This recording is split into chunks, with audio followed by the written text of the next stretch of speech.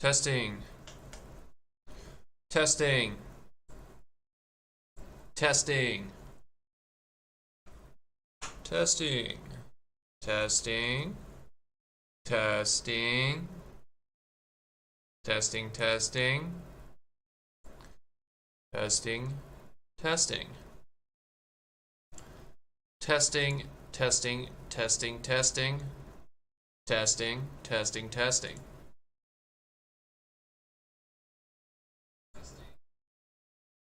All right, we're live. Let's organize some of this stuff here. So, happy Friday. It's the last day of the week, right before the weekend. And what better thing to do before the weekend than do a little bit of hacking. So we're going to be working on a project called Thumbnails. You can find this on my GitHub if you want. Right here. Upo Thumbnails. So you can go ahead and use this, MIT licensed. Feel free to use it as much as you want. Basically what this does is it uses GPT-4 and Replicate, two different APIs for Replicate is used to remove backgrounds, and GPT is used for image generation and for text generation. But basically what this does is it generates YouTube thumbnails. And it does so in a entirely automated way. So first things first, we're going to try to get it to run. I haven't gotten it to run on this computer. I was working on it on a different computer, so we first have to probably install a couple different dependencies. So first thing we're going to do is create a Conda environment specifically for this. So history grep Conda. We're going to look at our history to get a specific command. Here we go. Conda create -- name. Let's call this one thumbnail. Yes. We're going to have to pip install Replicate, and then also pip install OpenAI. Replicate is kind of like a Hugging Face, just a lesser known one. And pip install OpenAI. Okay. And let's see if we can run the ops here.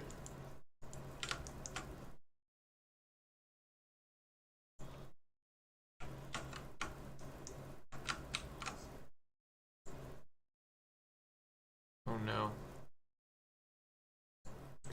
3 require reload. Reload required. Okay, so we need to close out of this and reload it. Is that what they're saying?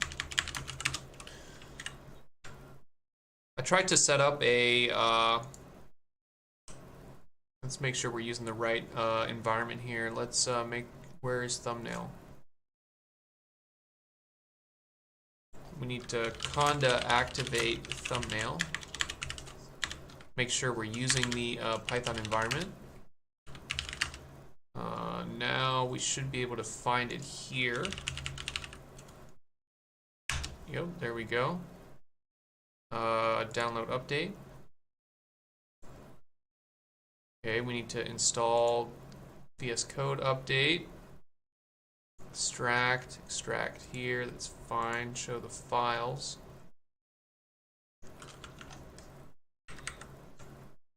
And history grep deb.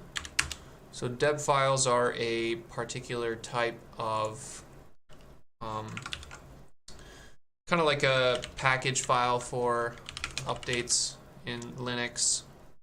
So let's go into our downloads here. And this is the command we want. We want dpackage-i. And let's do it on the most recent one here. Copy the name of this package, put it here, and make sure we got sudo in there.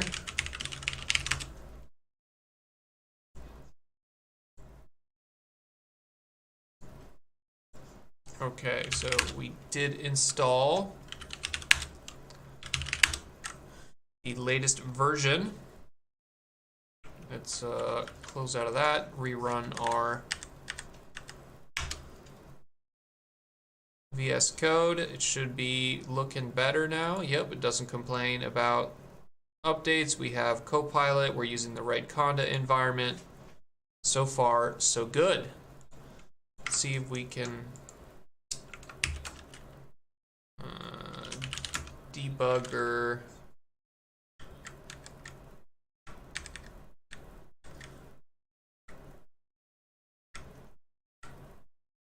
So the problem here is that I keep clicking my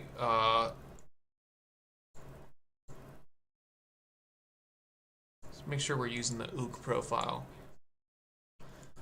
So you can have profiles on VS Code that allow you to use VS Code on multiple computers in the same way, which is what we're doing here, right?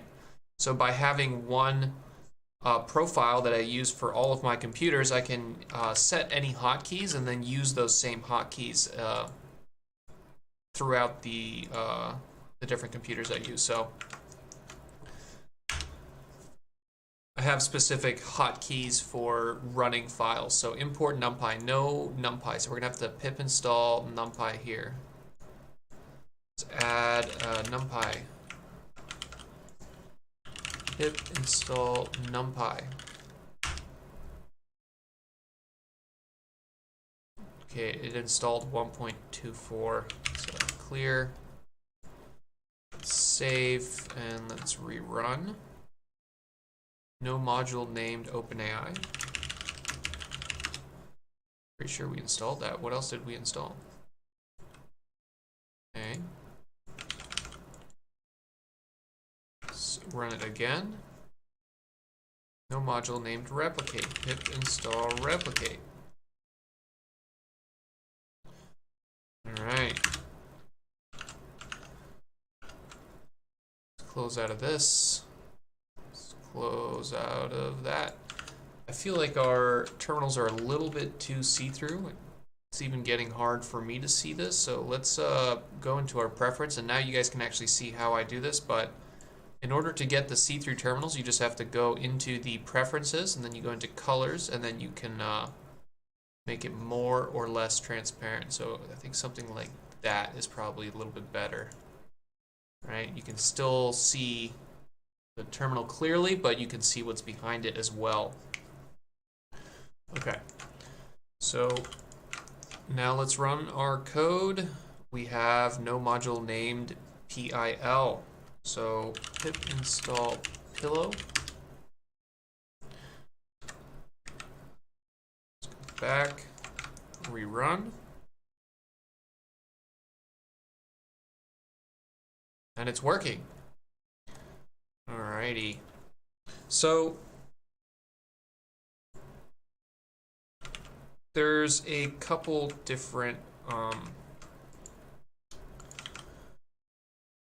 functions that I wrote here, and really the way that I'm approaching this project is to try to make it as automatic as possible, right?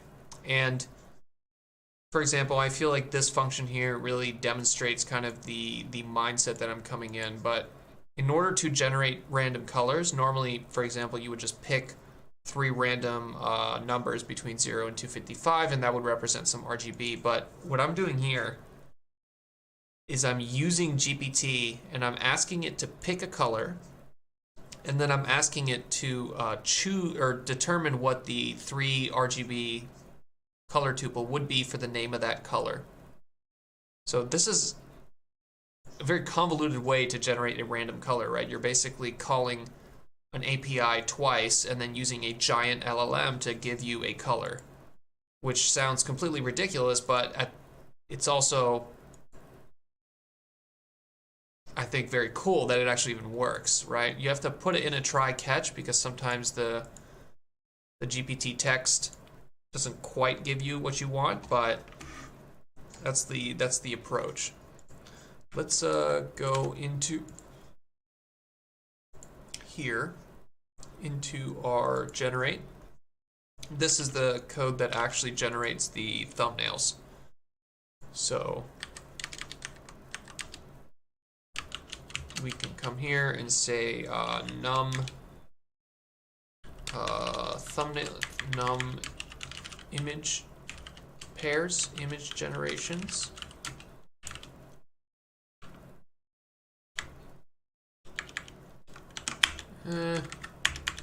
Let's just make sure it all works fine before we start messing with it. So some little bit of code that I wrote here. We're going to run this file here. And then let's also open up the file browser, specifically at this folder. So if we go into this repo, here it is, thumbnails, into the output folder, we can see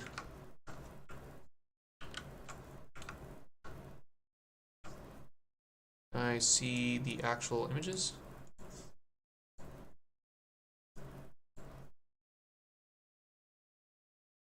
It doesn't have the font either. Okay, so we need to copy the font as well. So in the README for this, README, here's where I got my font from. Basically, Google has a font library, if you want to think of it that way, but these are all publicly available fonts that you can use, and basically these are TFF or something like that. It's like a specific file type that you can use for fonts. Let's see, this one is kind of cool. Let's download this one.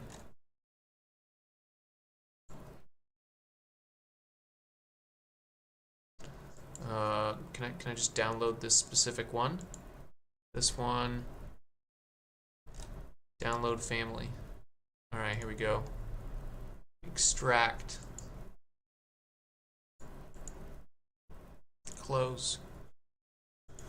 And all we want to do is into that downloads folder. Let's open that in a new window here. Let's go into the fonts, and these are all the different fonts here. Let's take these, copy, make a new folder in here. We're going to call it fonts, and then we'll paste everything in there, or we can just drag it into that folder.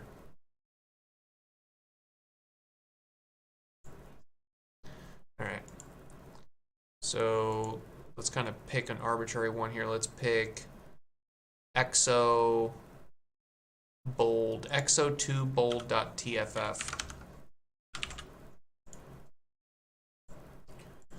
And then in our generate,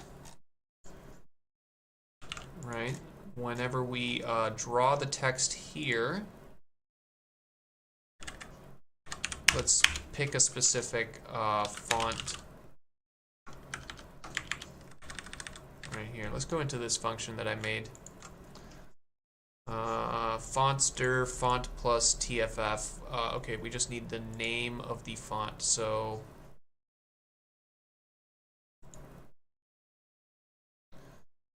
let's go for exo2 bold, copy that exact name, and then we'll make that the default here. All right, now let's go back and run this again. I almost feel like Bob Ross. You know, I'm speaking so slowly and so smoothly. All right, let's go back to our output directory. And we're starting to see it do some work here. So this is an image that gets generated by DALL-E. So I'm actually using the OpenAI image API, right, to generate this image. And I'm also using the OpenAI API to generate the prompt that is used to generate this image. So I actually ask GPT to make the prompt, right? You generate variations of a string prompt for image generation, respond with a single new variant of the user prompt, add several new interesting or related words, respond with the prompt only. So I give it basically the beginning of a prompt, which is portrait of a white Bengal cat, and then it'll go ahead and it'll add extra stuff. And that extra stuff is used to make these a little bit more unique. Then I go ahead and I remove the background of this image. This is using replicate. Replicate is like a hugging face. It's basically a website that has a variety of different models that you can use, right? They have, I don't know, text to videos, stable LM, and so on. And I actually do recommend these guys because you can just take any of these models. This is the best background remover that I've found on the internet. This one works kind of better than any of the other ones, and you can run it here locally, or you can also just go here to the API tab and they give you instructions on how to run it, and all you need is an API key.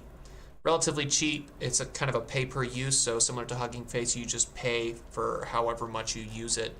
And if we actually look at the pricing or blog, let me see, account. Let's see how much I'm using. So yeah, basically roughly 1 cent less than that per background removal, so you can obviously get what you need out of that. Okay, so once we remove the background of the image, then I generate a space image, right? And that serves as the background. And that's also generated with GPT, where I generate the prompt with GPT, and then I generate the image with the prompt that GPT generates, and then I stretch out the image and put the cat in the bottom corner, which is kind of what I do in the thumbnails, except normally I do this by hand, but now we're doing it all in the automated way. And let's see where actually this was running into issues. OS error, cannot open resource. So it cannot open this font here.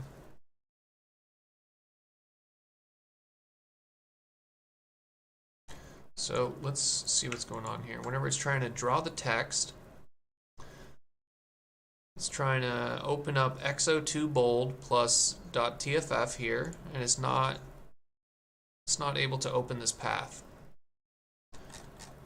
So maybe the fonts dir isn't correct. We have the root dir and then the fonts XO2-bold.tff. Okay.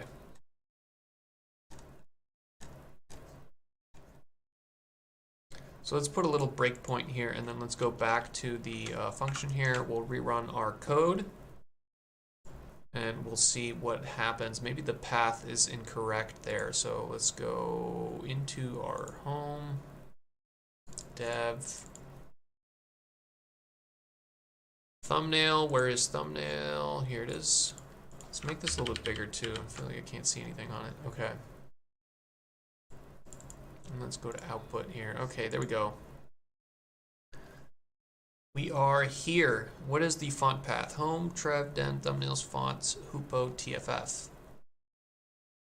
See, it can't find the hupo font. It's because whenever we go into generate here, the font is incorrect. We just need to remove that, and then we should be fine. Let's actually see what we generated here. That one looks a lot worse. Yeah, I found that DALL-E is not as good as Midjourney, of course, but Midjourney does not have an API, so you cannot use Midjourney entirely in an automated fashion. Versus OpenAI's DALL-E does have an API, so I can basically call it and remove the background and call it again to get the space background. So you can do it entirely automatically, which is really what I want here. Alright, now let's... Actually, before we do that, let me really quickly go on OpenAI's billing. Because one thing I'm curious about is how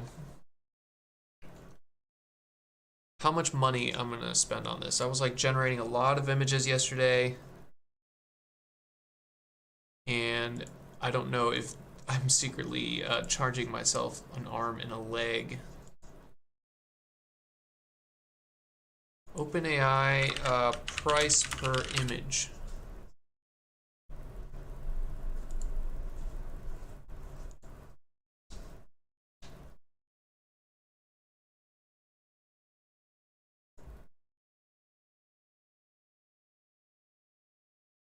Okay, so 0.3 cents and 0.1 per image input.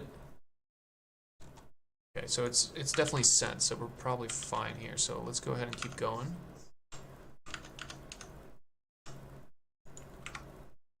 Let's run the generate. Let's come here into our output. There we go. That's the first image that is generated. That's a pretty nice little drawing. Then we remove the background with replicate. Then we generate the background, the space background, and then we superimpose the removed background cat on top of it. So you go, this is the actual final drawing here. Then we continue. It adds the font to it, right? And here you go. This is a kind of a bar with the color chosen by OpenAI, and then the text is just the name of the color. So how can I see previews?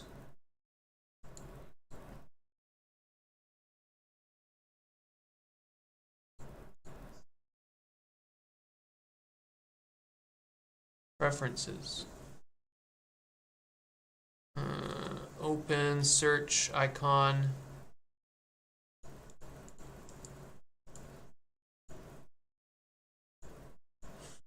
Let me see.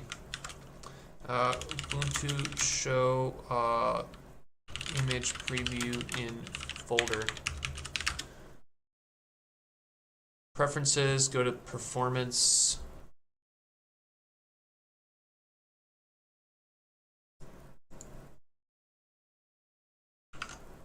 Okay. Properties. Nope. Somewhere up here. Preferences.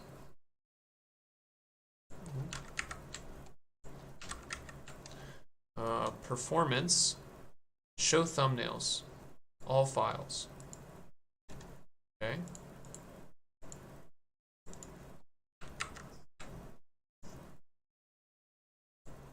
Yeah, somehow it's not interpreting these as PNGs, which is no good, but that is what it is. Look at it right there. That's what we want. So it's a little bit big. I think the font is a little bit too big,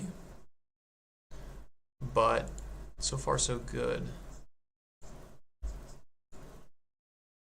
Let's generate that again.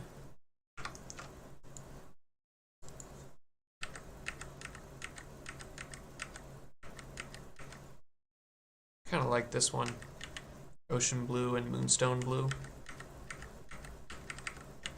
And then what about this one, berrylicious and blazing sun? So maybe one thing here is that maybe the text should be behind the cat. That's kind of what I'm feeling. I also spawned the cat using a Gaussian. So here's another Dolly generated cat. We remove the background, we put it on top, and we get our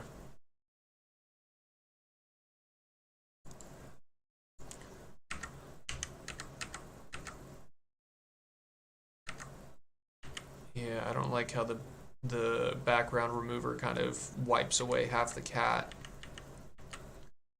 but this is also super hard to read. Ooh, that one's kind of cool. Cosmic Coral Cherry Blossom Pink. Okay. So one thing we're noticing here is that the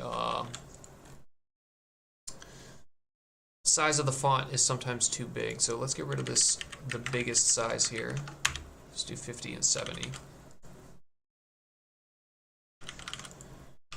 And another thing, if we actually go to my channel here and into your channel and then into the videos, right? So the thumbnails, not videos, but live right here. So my thumbnails have kind of evolved over time, and you can see how, right, at the very beginning I didn't have any thumbnails and it was just kind of my head in a corner. Then eventually I started to have these thumbnails that I designed by hand right here. Epigenetic aging, hyperparameter tuning. And initially I was using just pictures of myself with the background removed, and then I started adding AI generated images. So kind of from here on I started doing AI generated images of myself, but then also of the cat. And then I have this kind of theme of like the where I put the name of the paper in a blue box and I kind of center that, and that does seem to be kind of what you see in YouTube thumbnails. So if we just kind of go into a generic YouTube here, you can see that the way that most thumbnails work, they have a text, right, big text written inside a rectangle, and then they have a picture in the background, usually with a human kind of superimposed, right? So 2 Minute Papers, this guy has a very good channel. Let's see if there's a specific format that he uses, right? He also has a similar-ish format, right?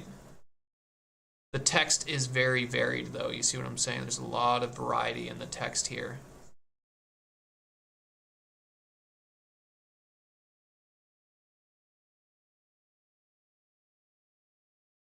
Yeah.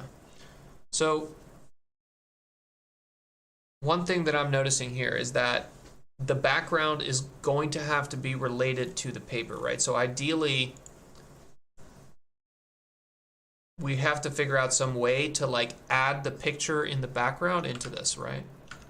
So this is what we're currently at, right? We're currently at, this one is terrible. Let's do this one here, right? So we need to make the words, maybe add more fonts. So that could be something we do, right? Add more fonts and then randomly pick the fonts. And then on top of that, we can also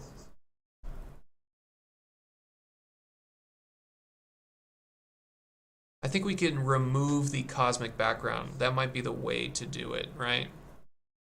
Maybe add the cosmic background instead of the colored rectangle, something like that. Right? Or maybe we just always use the same color, like the color that I had before, to kind of keep a consistent theme.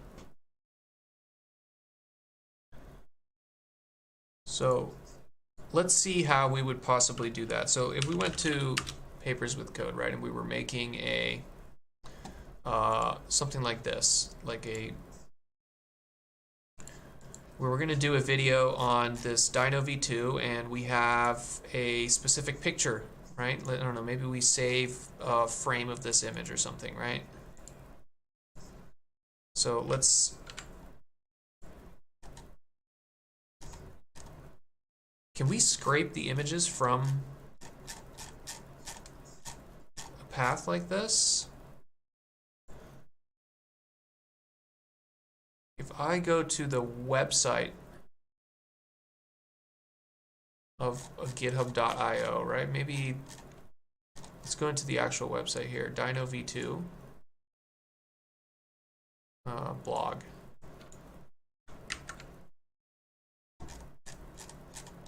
They don't really have images here, unfortunately.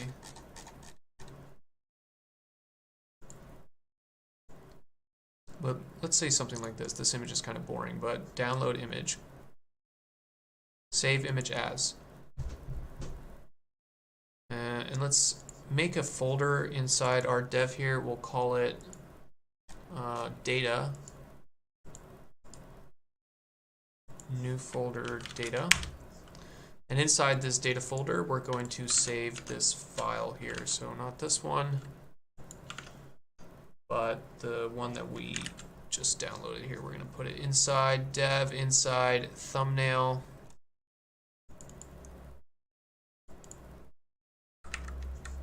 And inside data.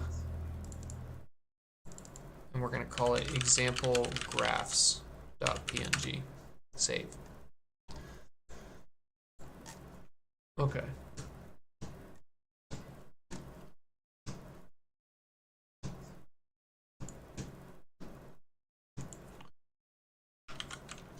So let's go to GPT and say, can you write me a,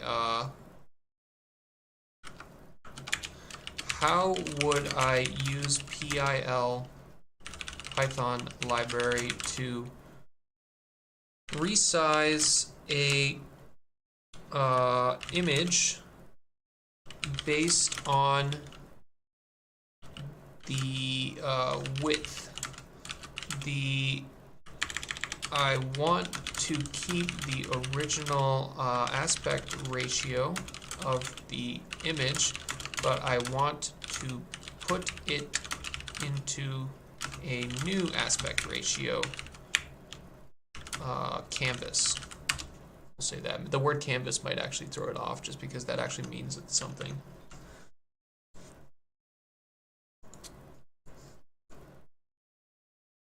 Okay, and then let's see if we can go into the stack foreground background. Maybe we can do a transparency here. Define make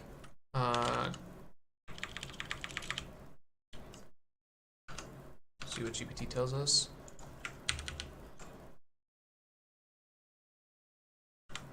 Can you like remove this side chat in GPT? Maybe not. Image.open, original size, new height equals new width over original width. Resize the image while keeping its aspect ratio. Create a new canvas, calculate the position, and paste the resized image on the canvas. Paste the resized image on the canvas.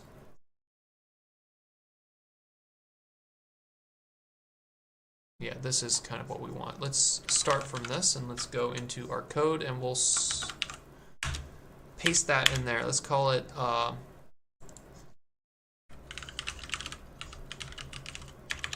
resize background.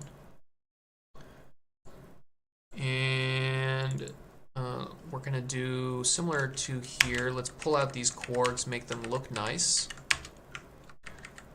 We don't need canvas width, canvas height. And we don't need background color because we're going to make it transparent. So image path here, let's OS path join data dir, that seems fine. Test resized, let's call this example graphs. Let's copy this name here. Close that out.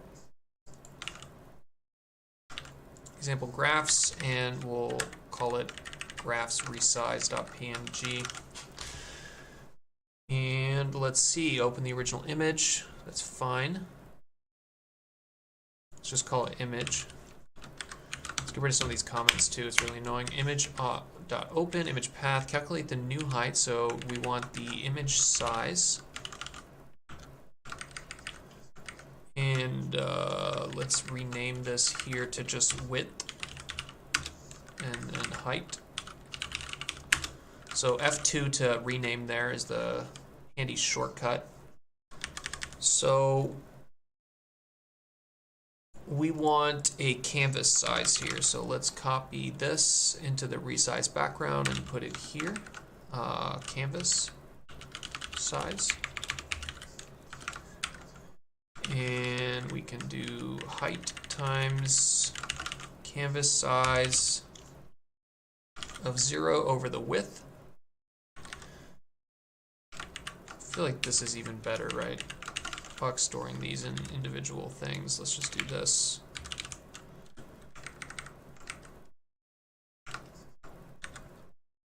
Okay. Call it new width. This should be 0.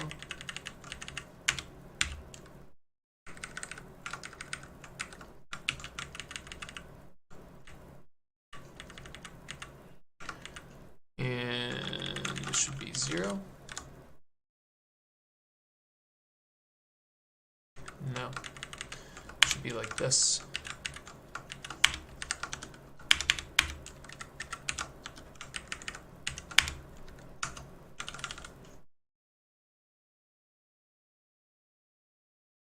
That is also not correct.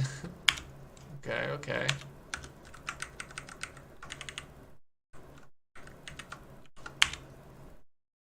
Image size 0 times canvas size 1 over image size 1. No, that's not what we want either. Okay, so Copilot not doing the right thing here. Image.anti-alias. It's fine, resizing. I don't think you need to resize it with that.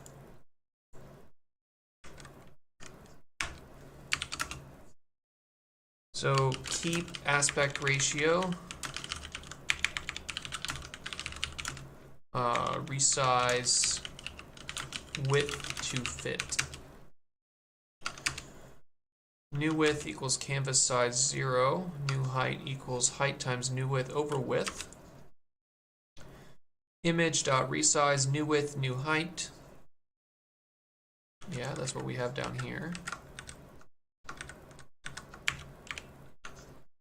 Create a new canvas with the desired size and background color.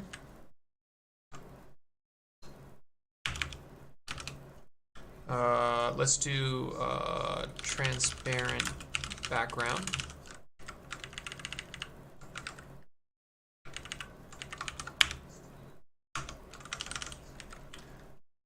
Okay, right, the RGBA there, the A channel is the transparency channel. Calculate the position to paste the resized image on the canvas.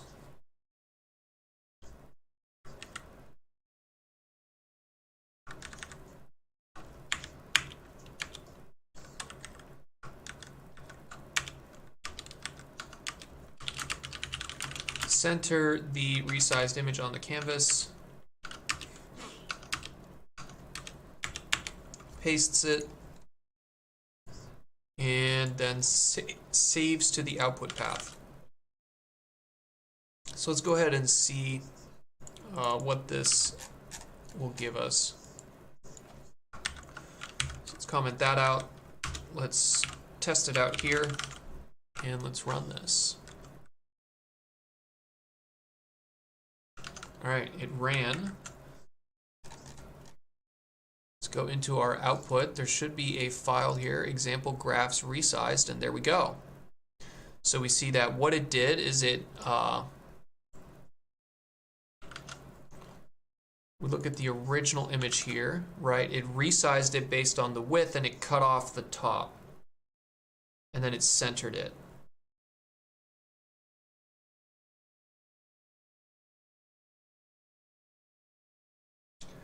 Which is fine, okay. Now,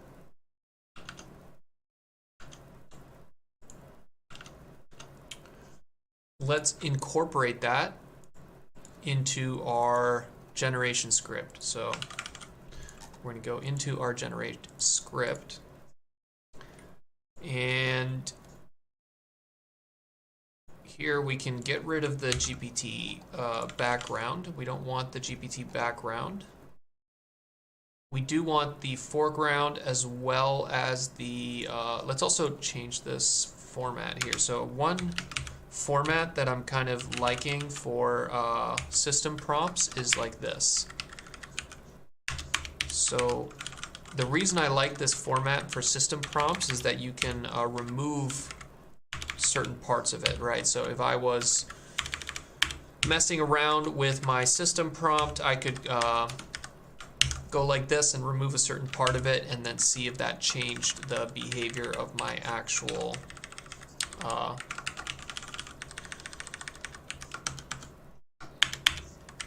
stuff. So get rid of that. Background, foreground image, remove background. This is fine. Okay, so we generate the prompt that gets used to generate the foreground, then we generate the foreground, then we remove the background on the foreground, then we create a background image, and this is where we're going to use the the new function that we just wrote here. So this resize background. So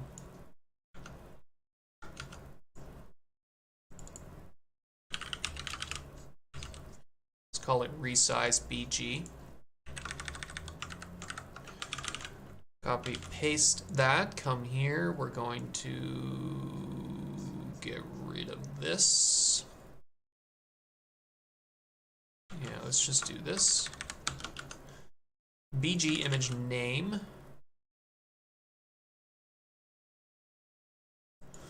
So there's going to be, I guess, just one image. Put that in there.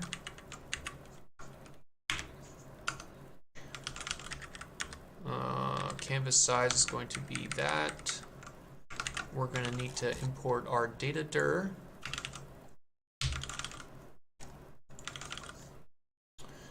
And we're also going to need to import resize BG.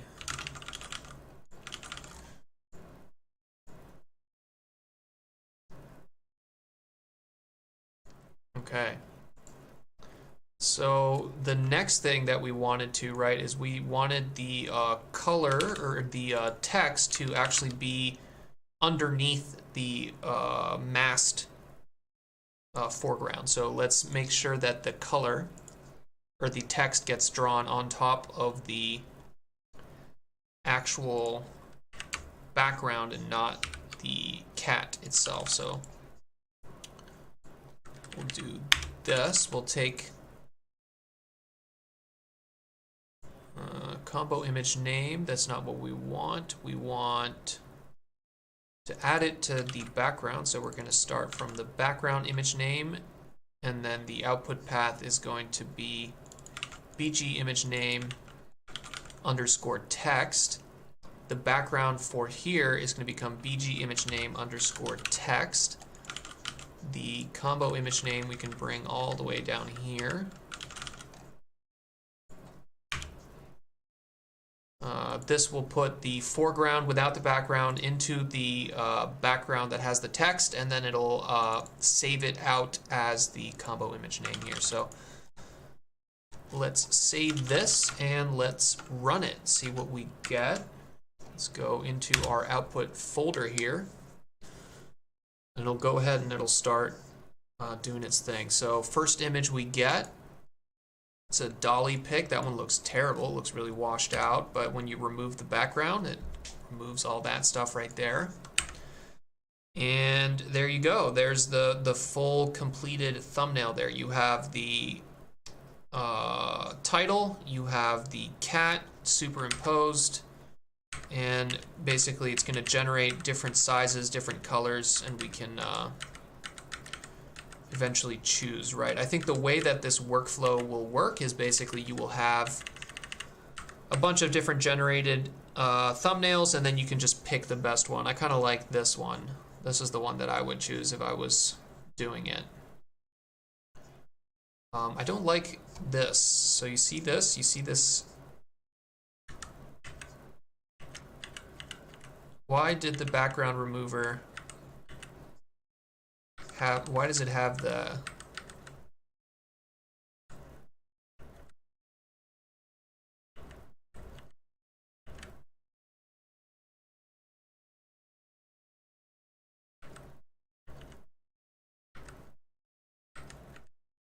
right? You seen that?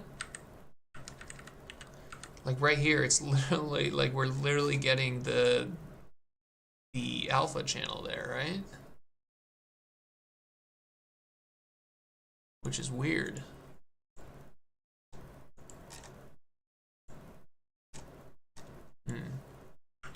Okay. So let's commit what we have so far here. We have working BG from image. Let's go ahead and commit that. Let's take a little sip of our coffee here.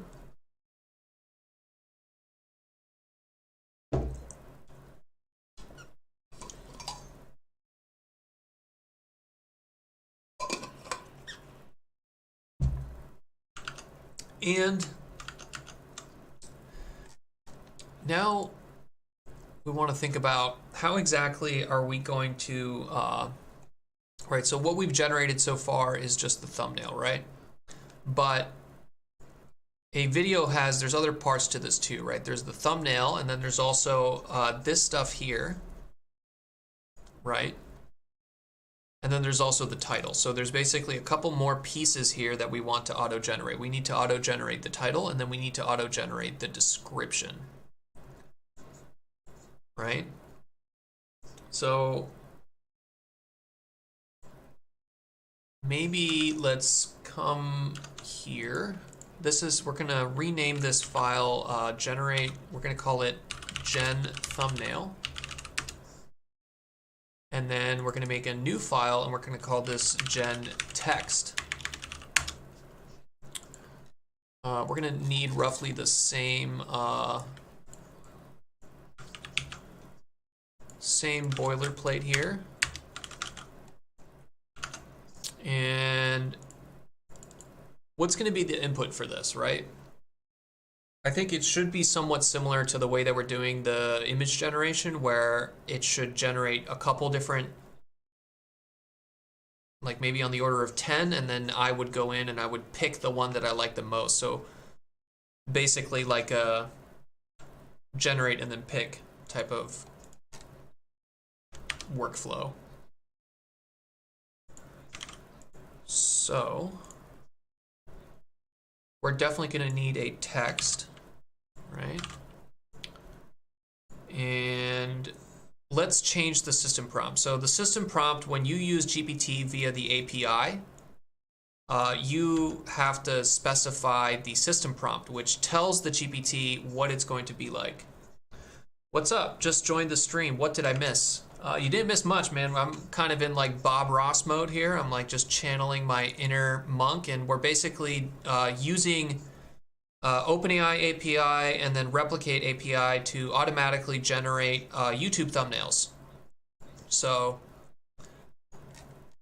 basically, I want to fully automate my YouTube thumbnail process. I'm still making these thumbnails by hand. Like, obviously the images are AI generated, but I'm still going through here, and actually the tool that I use is fucking yeah, I actually literally do it with GitHub, or not GitHub, Google Slides, which is it's great, but it's kind of annoying, right? So I want to automate this process entirely. In order to automate it entirely, we're going to do it all via API. So unfortunately, Midjourney does not have an API. Like these images here are from Midjourney, and obviously they're kind of higher quality than the images that you get out of DALL-E. These are the DALL-E images are a little bit lower quality, but I think if we set it up now and then we wait 3 months, the DALL-E images will be just as good. So that's kind of the thumbnails, but then we also want to be able to generate the actual text, right?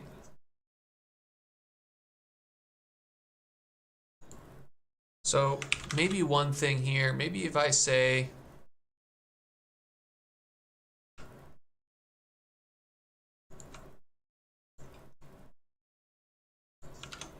let's see, what exactly do we want? You generate titles for YouTube videos. You generate title for YouTube videos. Respond with a single new variant of the user provided title. Add several new, interesting, or related words. YouTube titles should be catchy and descriptive, catchy and simple. Respond with a prompt only, no extra text and explanation. So let's see what we get if we do this. Generating YouTube thumbnails.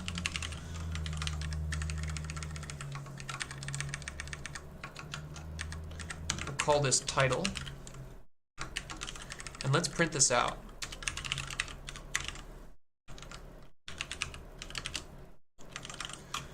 All right. If we run this, so this is the title that it gave us here, how to make a DIY picture frame. I don't like the quotes.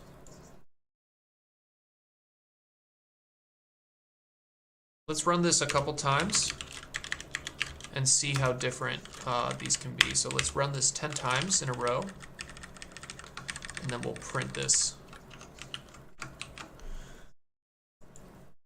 Okay, so this is gonna print 10 times. And you see here, the problem is that it's giving us things that are not related to what we want, right? So this is the output of running this 10 times in a row.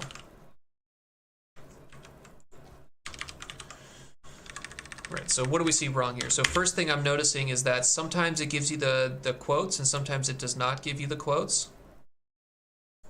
So do not add any punctuation or quotes to the title. Next thing here, we want to add more variety, so let's kind of make the temperature higher, right? So higher temperature will give us a little bit more variety, and now let's run this 10 times and see what we get.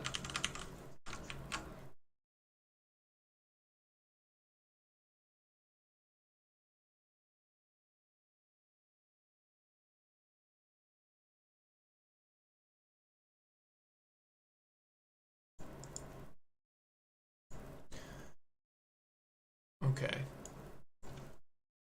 So this is what we got. So it doesn't care about this one. So maybe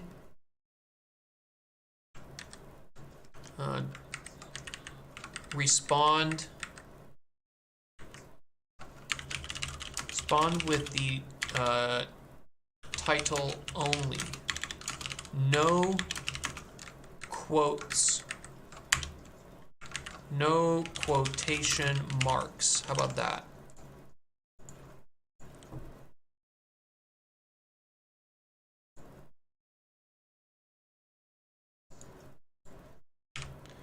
The title should be related to the user prompt.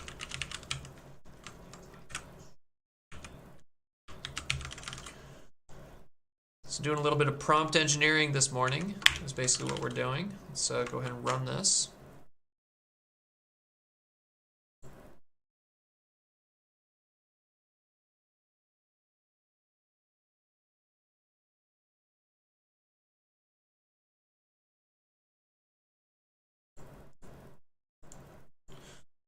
So you can see here, it really does not want to give us only the text. It's really persistent about adding these little quotation marks, right? So what if we try to 500 IQ it here and we make a new GPT that removes the quotation marks? How to make the perfect cup. Yeah, maybe what if we make it a much lower temperature? I wonder if that solves this issue.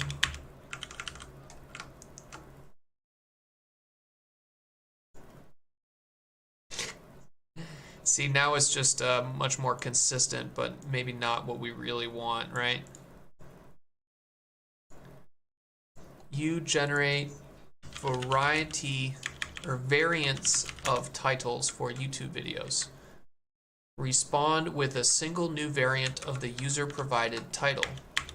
The title should be related to the user prompt. YouTube titles should be catchy and simple. Maybe we don't need to add that. Respond with the title only, no quotation marks or punctuation. Respond with the prompt only. No extra text or explanations. Okay, let's run this. Why not just do title.replace quotation marks with comma? Yeah, but that would be too easy. I want to do this entirely with GPT.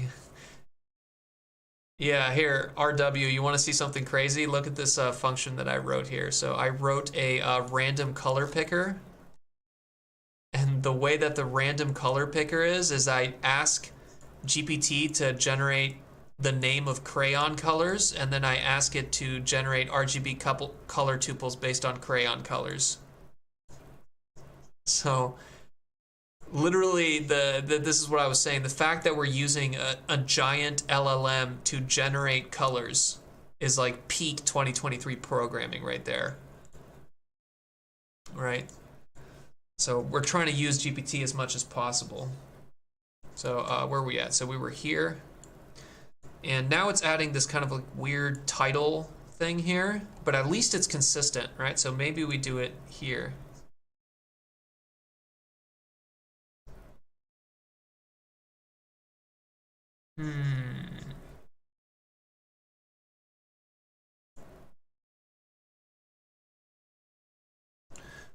Generate variants of titles for YouTube videos.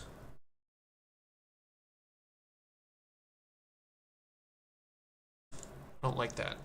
But let's make a new clean title. And we'll say GPT text. Prompt is the title. And the system here, you clean and format text for YouTube titles. The title should not have any quotation marks or punctuation. The title should be respond with the title only, no extra text or explanations. Okay, so now if we do this, temperature 01, this one should be the high temperature one, right? Because this is the one that we want it to be creative, and then the one down here is the one that we don't want it to be creative. So let's do clean title.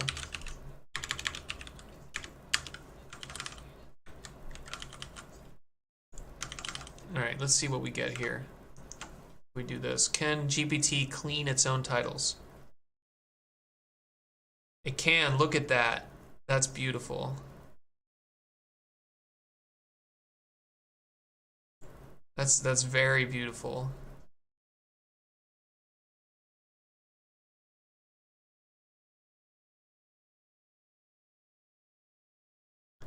See, like it turned this right here, which has a title, 10 healthy breakfast ideas, and it turned it into 10 healthy breakfast ideas.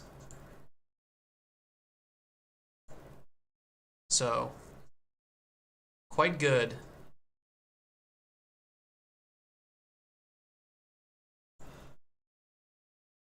All right, so let's close out of that. Save that. Okay, so we got to wait to generate a title, and then we got to wait to clean the title. So now we want to generate the description. Generate description.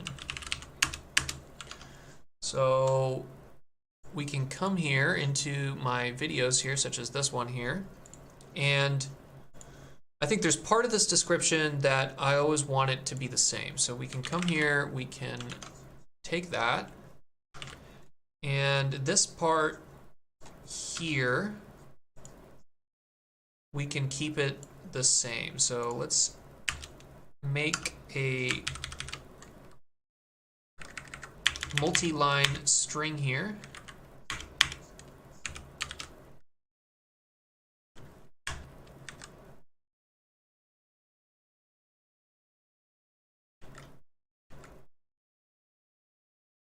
How do I save this as a string in the best possible way?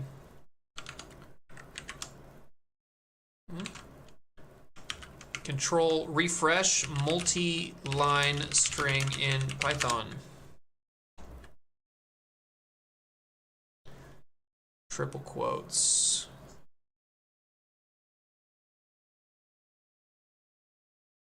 Yeah, okay. So let's do that.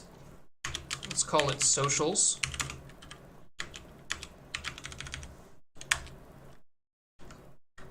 And this is what the socials are going to be.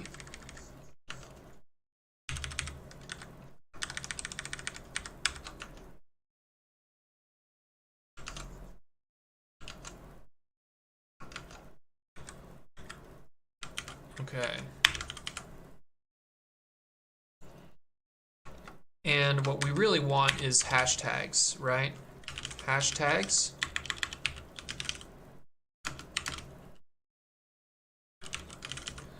And descriptions. And the links.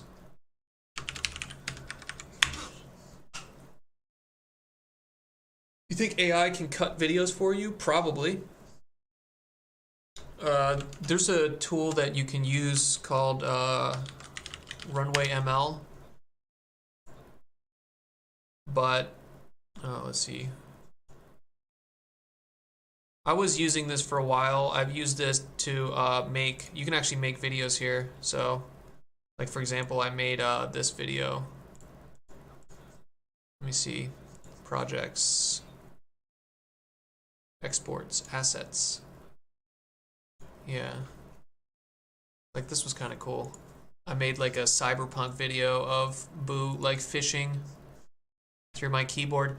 But they have a bunch of tools, and like I think they have like AI clipping type stuff.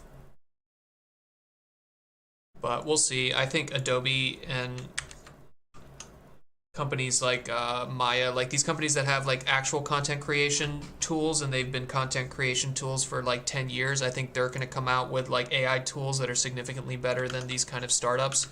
Or those startups become the de facto tools. I don't know which way the future goes, but one of those two is going to become true.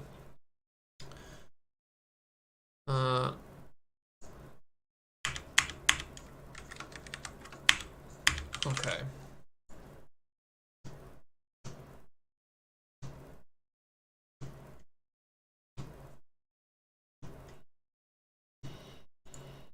Let me hit the bathroom real quick. I'll return.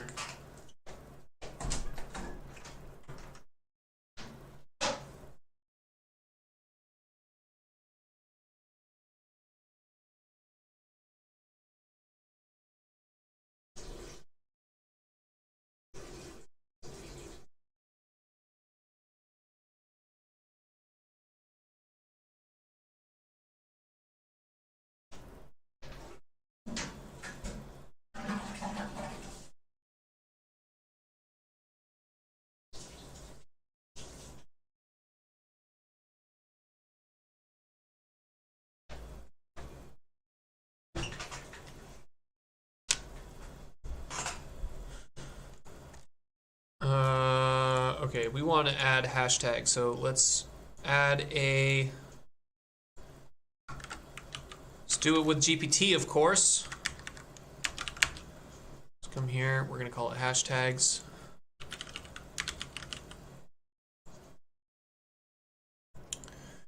You clean and format text for YouTube titles. Your title should, or you create hashtags for YouTube videos. Respond with up to 4 hashtags that match the user prompt. Respond with the hashtags only, no extra text or explanations. And I don't want it to be like super creative, so I'm just going to do a temperature of 0.6.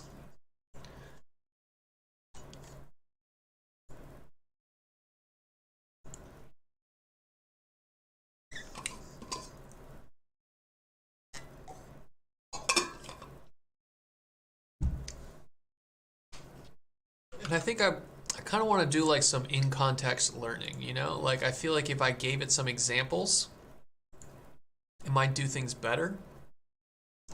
Like if I go to my studio and I find the videos that do the best, so I think you can go to videos and then do live,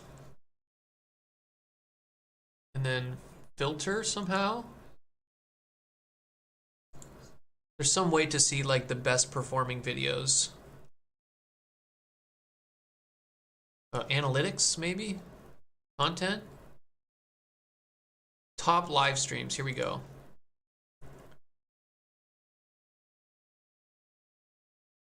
So I can maybe look at the top 5 streams here and then copy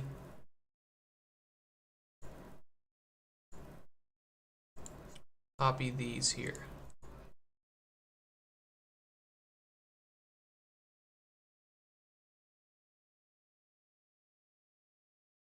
Right, like if I give it a link to this, can I scrape specific information from it?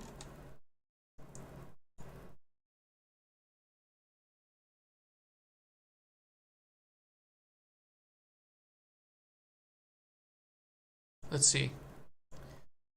GPT-4, how I want to scrape the video description of YouTube videos from Python. I want a function that, given a YouTube video URL, will return a string which contains the video description. You can use the Google Auth, Google API Python client, and URL lib libraries. Okay. I think this is what AutoGPT uses as well. So if I recall, in the requirements, they also do this. Yeah, they also have the Google API Python client. So get video description, API key, video URL. Let's import these.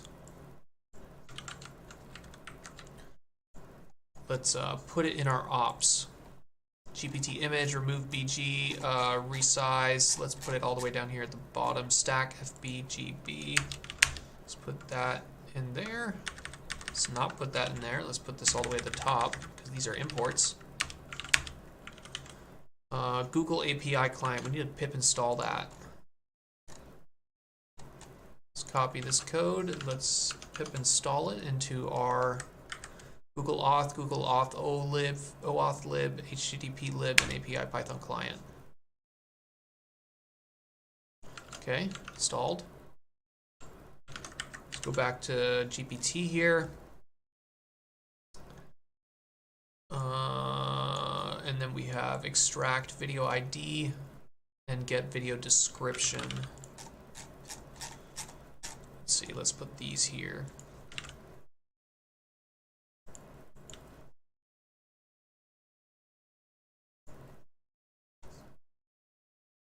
I don't know what this API key is.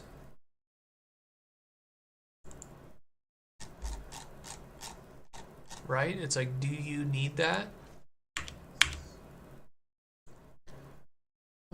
Google API client import build.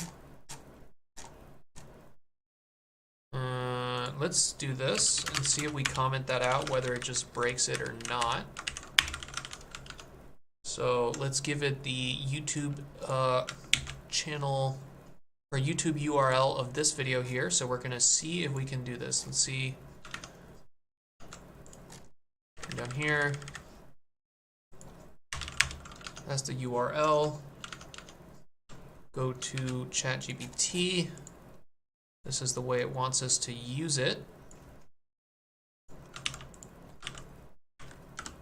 Let's do this. Copy that. Put in our video URL as a string, of course. And let's see. Let's see what we get. If this works first time, that's gonna be pretty crazy.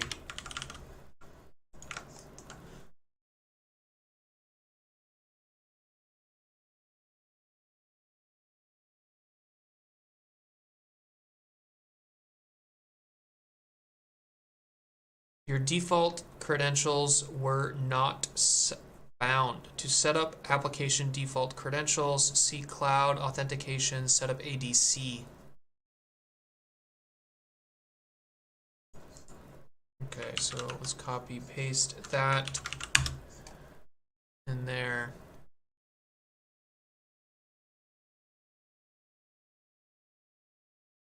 Cloud auth application default log in. Do we even have gcloud on this? Gcloud auth login.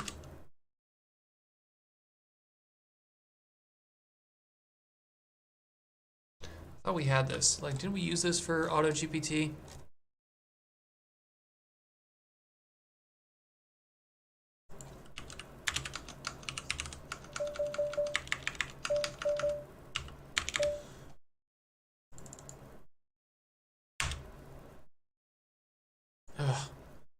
Alright, so we're gonna have to install Google Cloud here, get started. Pretty sure I did this. Like, I don't know why it's pretending that I haven't done this.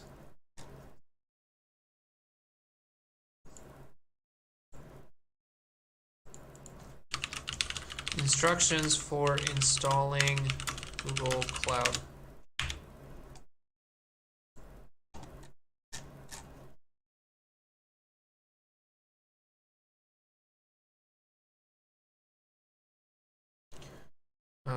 Linux. I want the Linux instructions. Let's see if we can find what they did here in the AutoGPT repo. In this repo.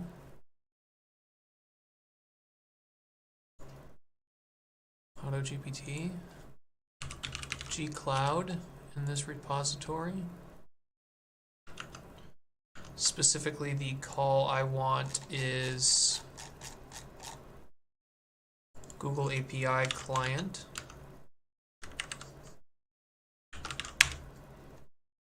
Right here, Google search.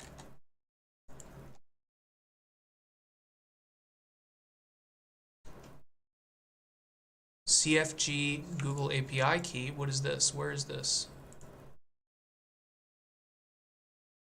Set Google API key. Google API key equals value.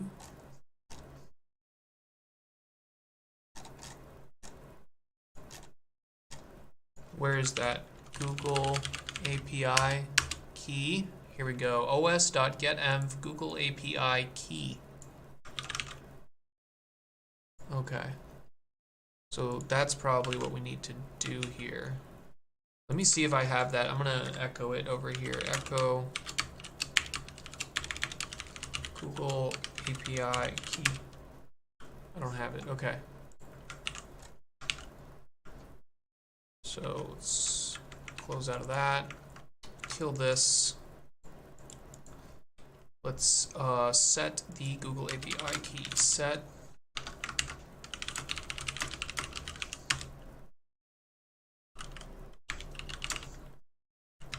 open. Come on.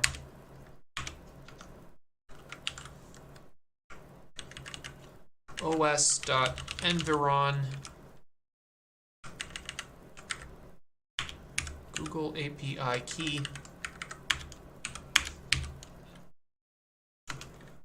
f.read, and then we put the rest of this in here.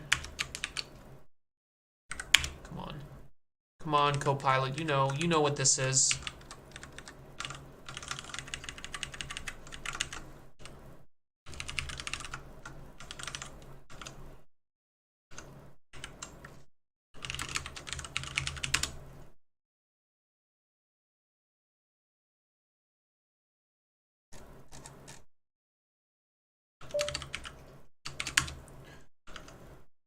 Okay.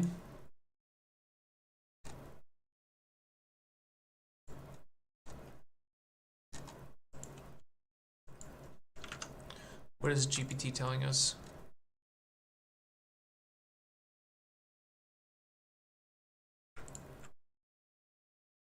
Do we trust the download page that ChatGPT gave us?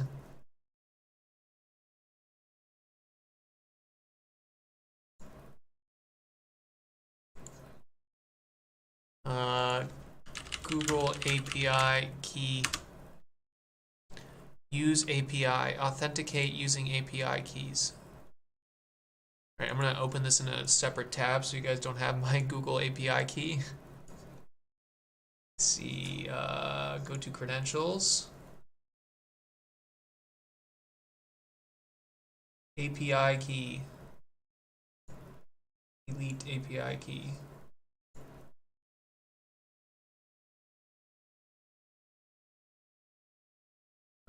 Let's make a new one.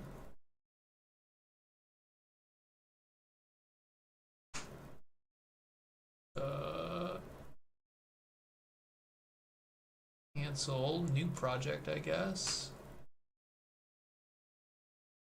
Call this Hoopo. Organization, create.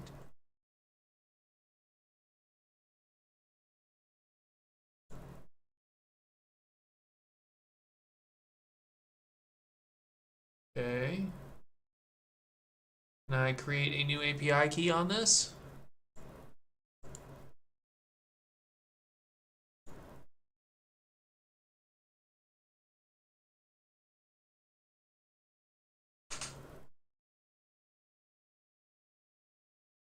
Create credentials, API key.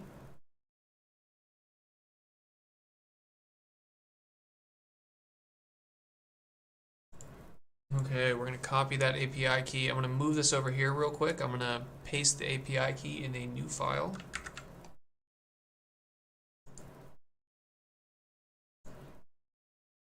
We're going to call it google.txt. Paste the key in there. We're going to save. Close out of that. Bring it back over here. We're going to go into our git ignore. We're going to add the Google API key here so we don't save it. We don't put it on GitHub. Configure. You will not need to submit. Okay, sure.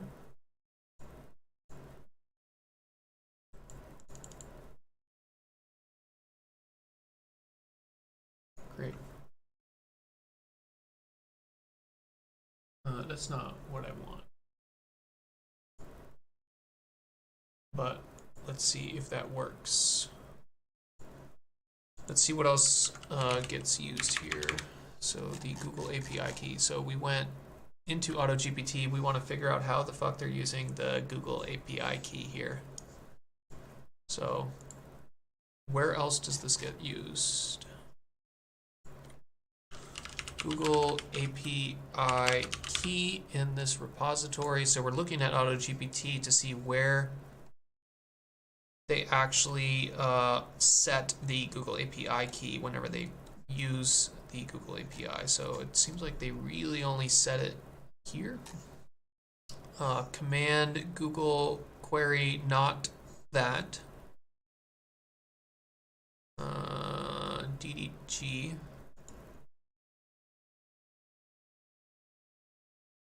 Okay, so they do use it like that. So let's do that. So let's close that. Let's go into our ops, and then here, when we get the Google API key, let's set it as a variable. Or actually, not even. Let's just do this and put it directly in there. So once we come back down here, let's uncomment this again, and let's put it here. All right. So now if we run this, of course it's not called Google API, we just called it Google. Let's run it again.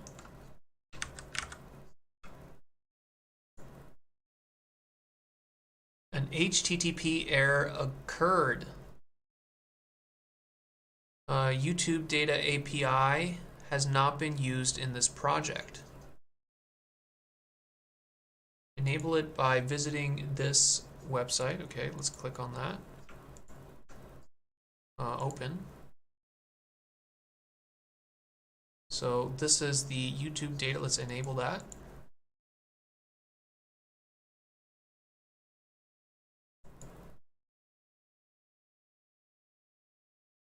All right, so I guess it's enabled now. Now let's try it again.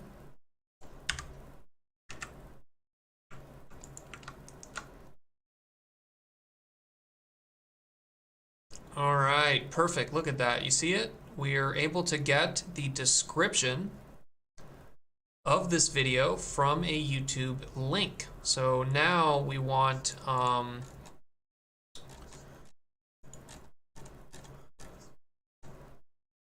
video description, extract video ID,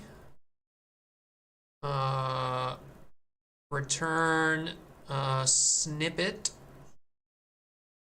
return video not found. So here we don't just want the description. Let's put a breakpoint in there and run this.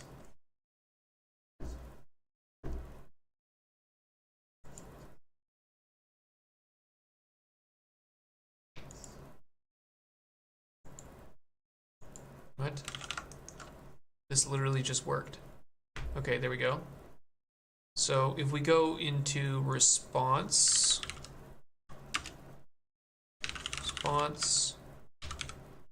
items 0 snippet. So we have publishing date, we have the title, we have the description, we have the thumbnails. I think all we want is description and title. Get video info. And we will say description and title. And then we'll return both of those. Return description, or title and description. If the video is not found, I guess return none. And if you get an error during the trying to get that, you also return none. That seems fine. Let's do that. Okay, extract video ID. Seems fine as well. Okay.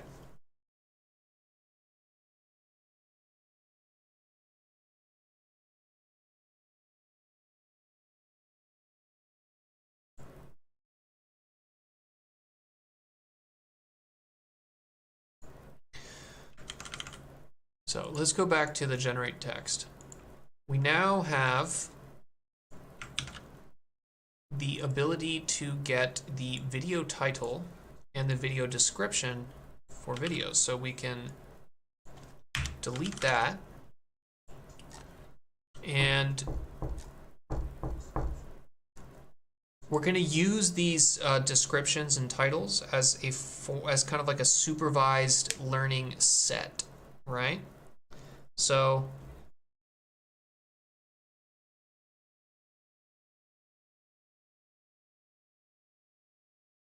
what we want is we want to go and at any point in time find the papers that, or the videos that have the most popular videos. So maybe if you go to content, live, and then sort by views.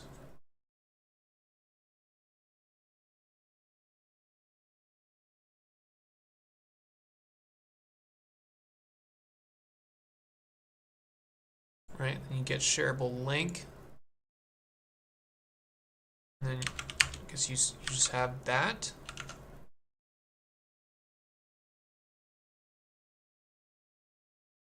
Right, the problem is that maybe these aren't necessarily the best. Well, here's one thing that's true. The last line of the description has always been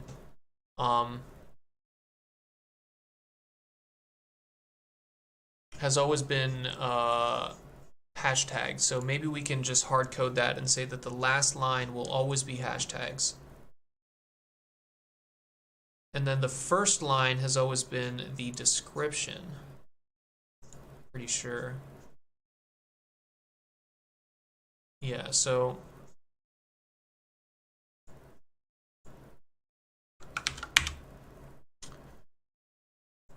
save that. Let's make a new one here. New function. We're going to call it get video hashtags.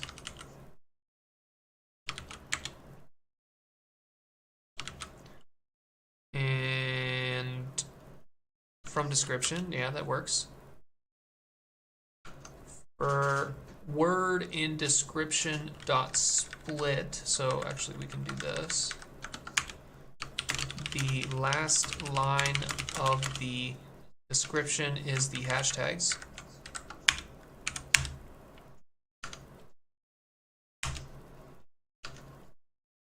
We don't want that. And then return, I guess that. Then let's say get video description. What do I want to call it? Sentence from description. First line of the description is the sentence.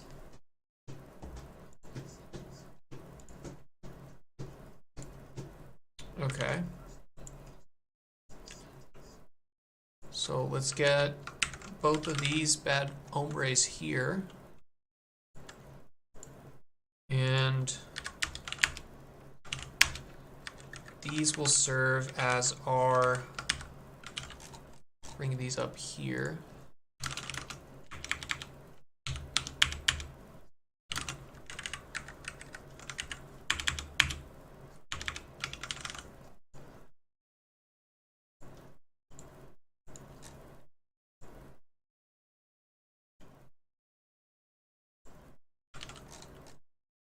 Put this up here, the socials. This is going to be the same for every single video.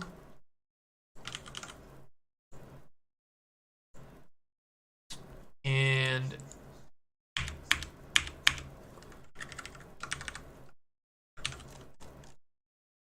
we're going to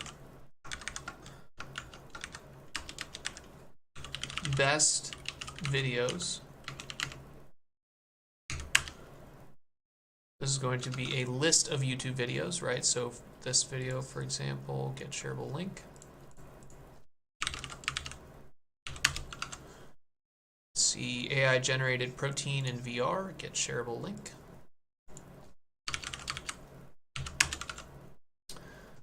Tool former, that was a popular video. Let's get the shareable link for that.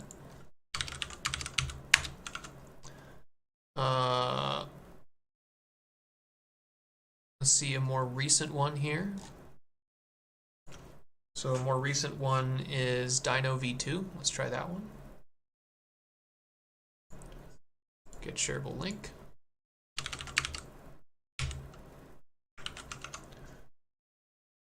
And consistency models. Let's get the shareable link for that.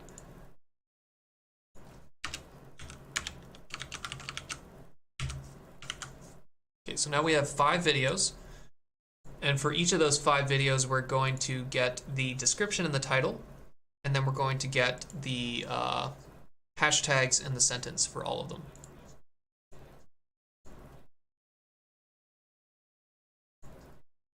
Okay, so we're going to need, why don't we do this?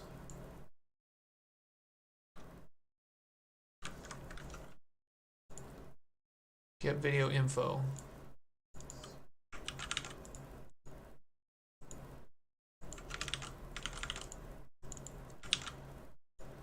So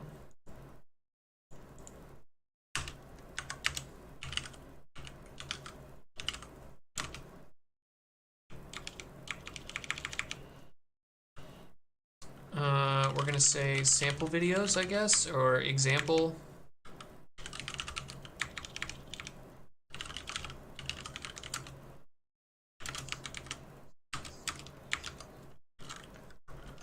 For video URL in best videos, let's move this up here.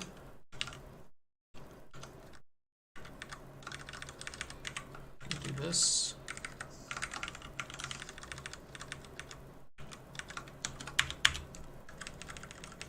When you get the video info, this is going to be the title and the description.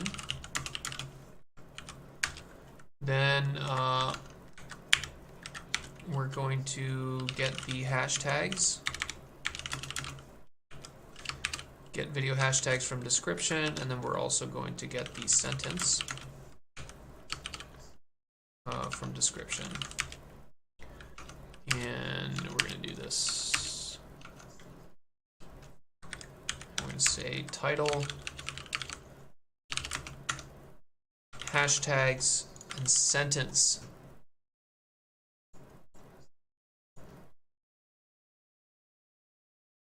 And let's print out the best videos here. Let's put a breakpoint. And let's run this, see what we end up getting.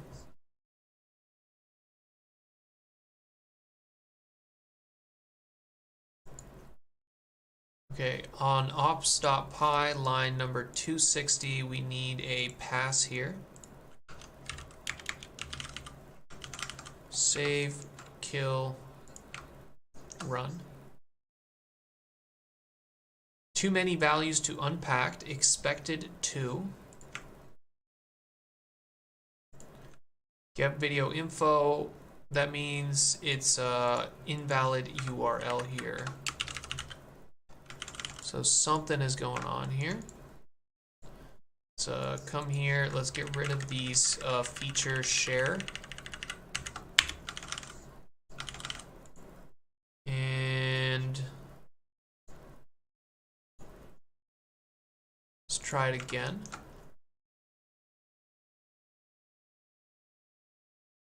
What is the video URL here? That's the video URL. If we just run this, what do we get?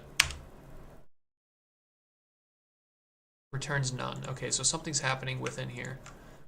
So extract video URL. Let's go here. Let's close out. And let's run it, see where we're running into issues here. So right off the bat, here's the video URL. That seems fine. If we run this one step, what do we get for video ID? None. Okay, so basically this extract video URL does not have the youtube.com parsed URL path. Okay, so it wants the video ID. It wants the video ID, but the video ID that we're giving it has a kind of prepended live here, and it doesn't like that. So let's go ahead and change this to, I think, watch, and then that should work better. So now if we do this, video ID is still none.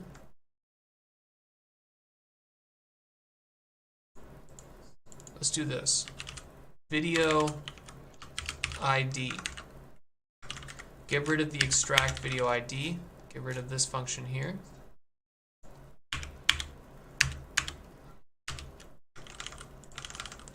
And close out of that, go into gen text, and we're going to get rid of this part here. So this is no longer going to be a URL, this is going to be video IDs. Video ID. And then we'll change this to video ID as well. Let's run it. Video ID, and let's keep going. So returning the title and the description.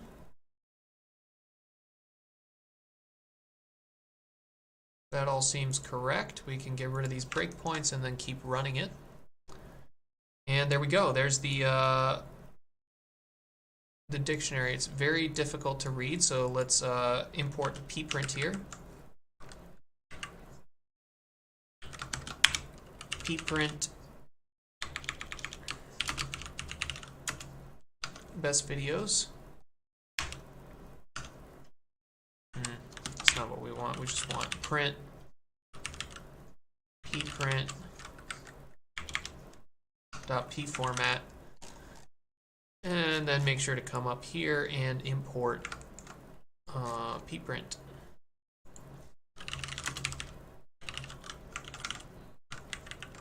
Not import. Okay, let's run it. All right, there we go. So let's see if all of these are correct. AI generated protein in VR. The hashtags are this. The sentence is this. The title is this. That seems fine. These are the hashtags. This is the sentence. And this is the title.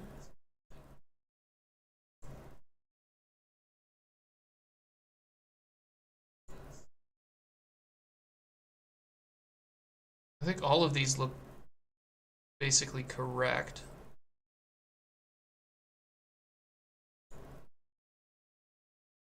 Okay. So we're successfully extracting the title, the description, and the hashtags from a list of URLs, or actually a list of image or YouTube video IDs. So now that we have this list of video IDs and we have the information that we want from them, we want to use that as kind of a in-context supervised learning data set for GPT to generate new titles.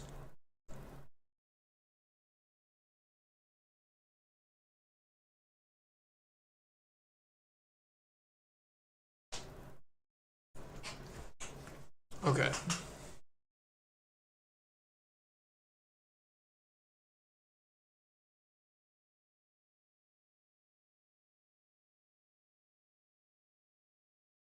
I don't even know if we necessarily need the title. I think of the title, maybe we tell it what the title's going to be. And then the hashtags are the things that are auto-generated.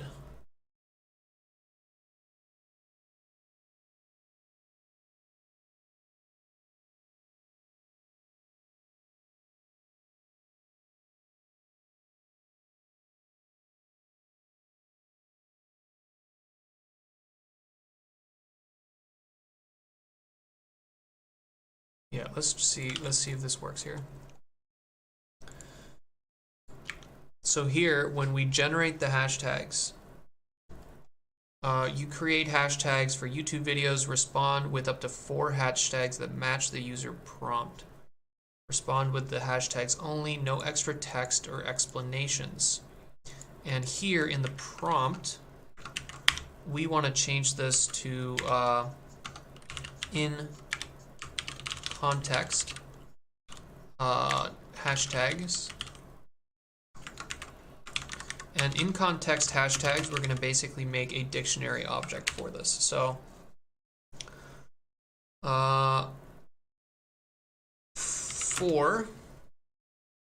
and let's change this into a list. We don't need the best videos to be a dictionary. All we need to do is bestvideos.append dictionary. List of dictionaries is a better way to do it. So for best videos, in best videos,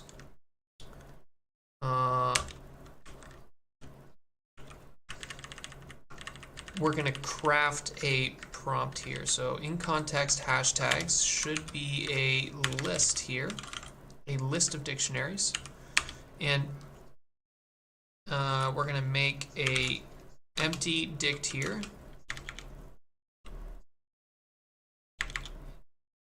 Call it D. Or actually, we can just do this all in one giant thing, but basically you're going to have the user, or the role user, content, best video title.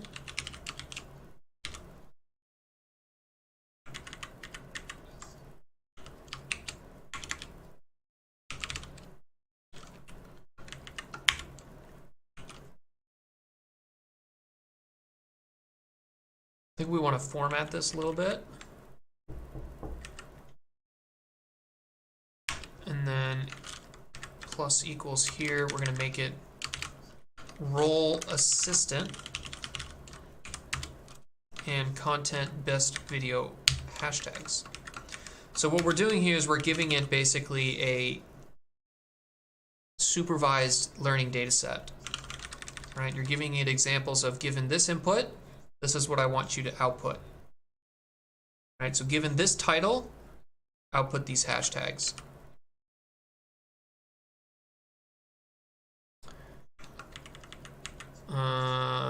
And we don't want to do it on the title, we want to do it on the sentence.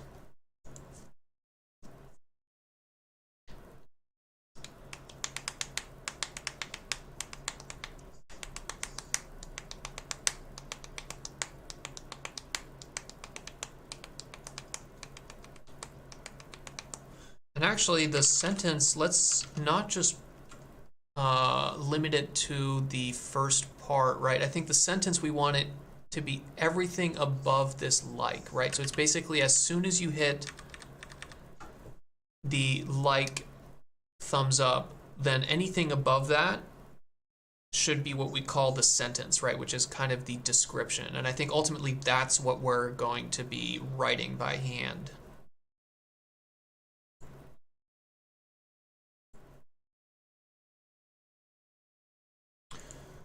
Okay, so let's redo our get video sentence from description. So everything in the description up until the line that says like with the thumbs up is the sentence.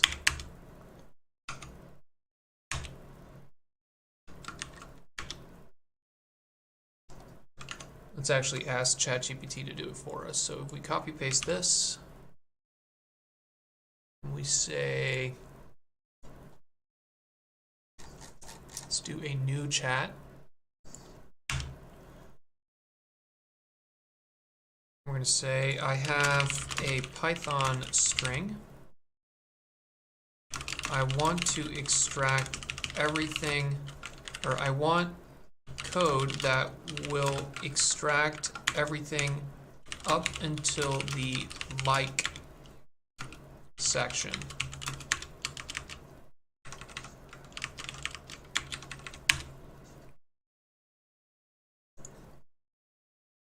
You can use the split to extract everything. Give it to me.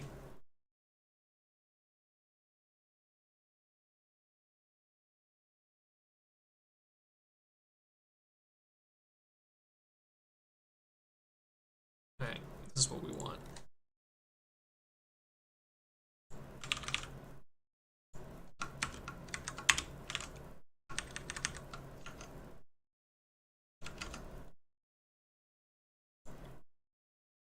Return text before like.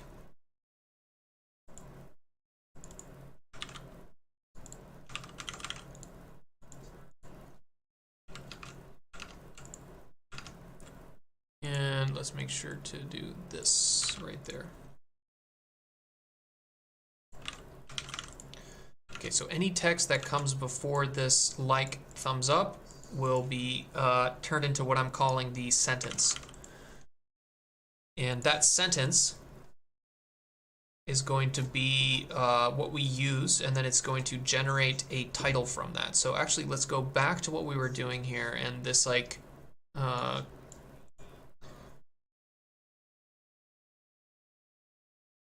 let's get rid of this crap here. I don't think we necessarily need this crap anymore. I think we want basically this.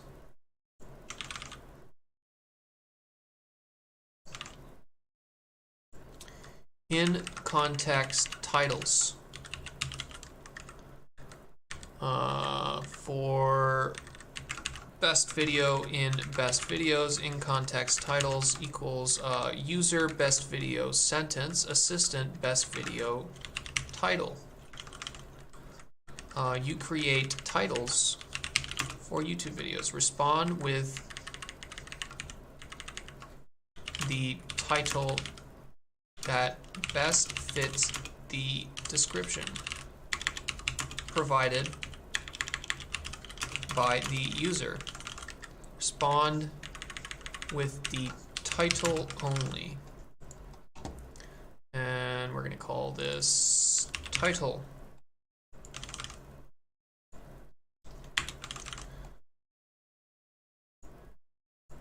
And the very last part of the prompt, add the last part of the prompt.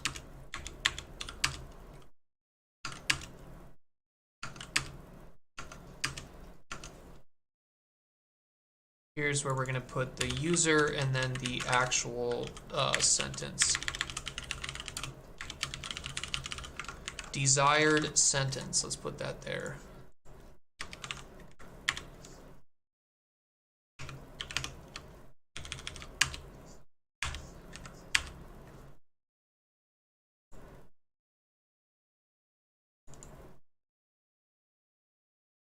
Make sure that this has this. Make sure this part here, come over here, we're going to put it in there. In context hashtags.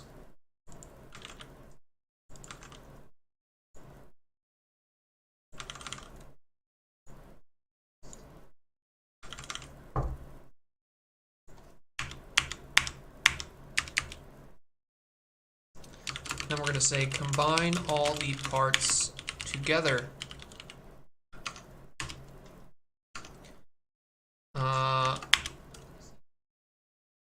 Full description equals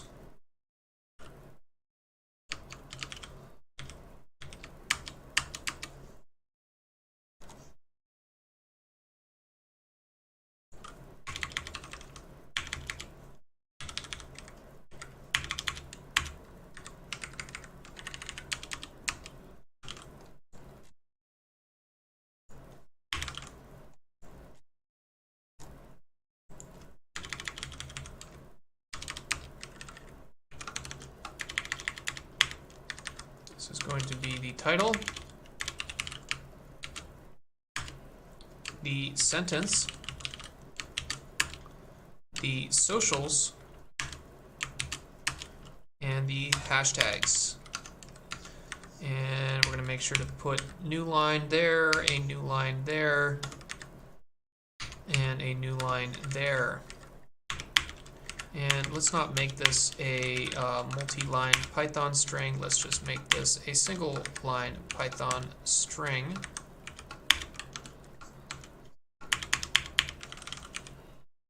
All right, and then we'll print the full description. All right, let's see if we can even run this. Or actually, let's make a fake one first. So let's go to Papers with Code. And let's pretend that we were going to do a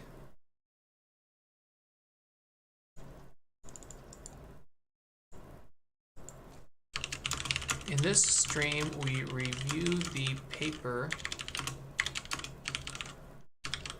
a method for out of Facebook or out of Meta AI research.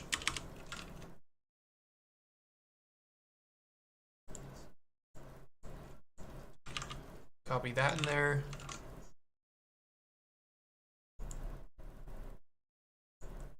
Copy this in here. And let's run it.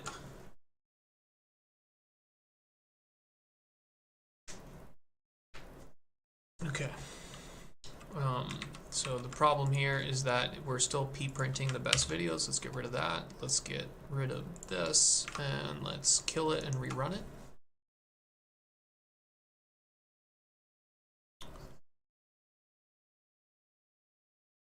OpenAI chat completion dot create. What is it not like here? What is running into the, what is the issue?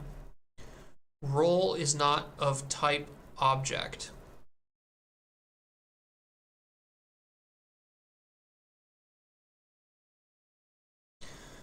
What is the prompt that we're giving it? Prompt. Let's see. Let's print out the prompt. Role content, role content, role content. Okay, that's a bunch of garbage. Why is it receiving a bunch of garbage?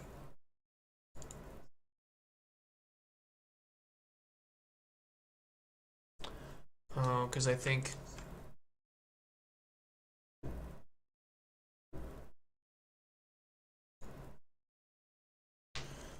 first of all the prompt needs to be this plus prompt. So the system should go at the very beginning. That's the first thing. But then in addition to that, the in context titles here, in context titles plus equals, I think we maybe need to do this.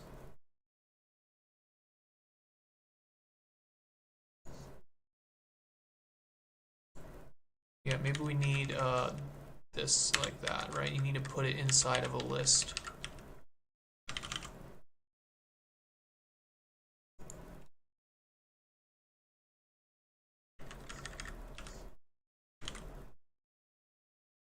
Let's see if that gives us what we want.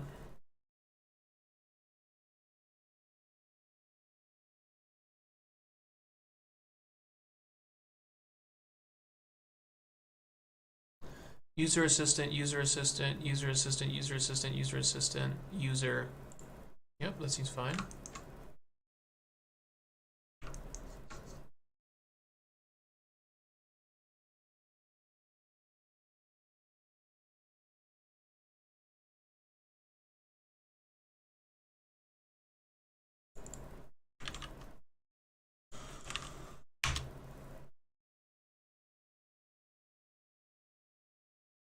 Yeah, it's still this part here just seems still broken. Role content, role content, role content. If existence prompt string, let's put a breakpoint right here. Let's see what's happening.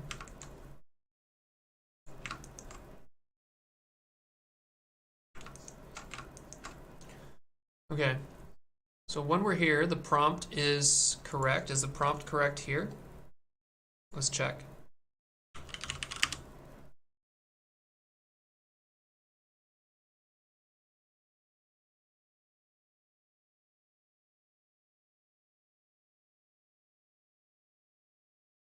Seems correct. Type of prompt,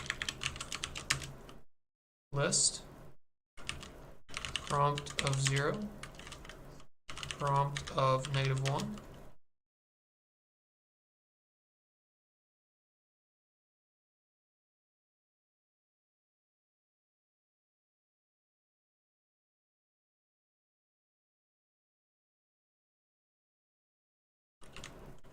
Is instance,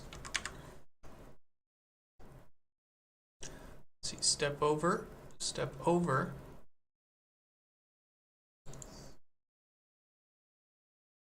So this is where it's getting fucked up.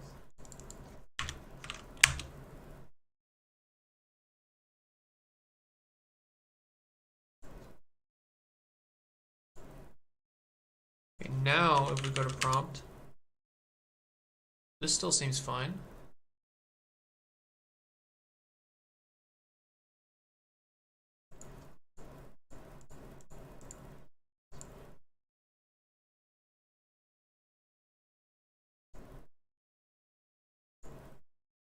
What are we getting?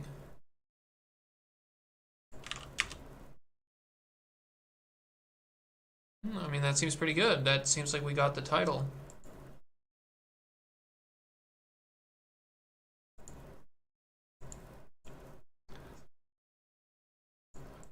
Okay, so let's come here. I think it's probably here is where it's airing out. We need to basically do this.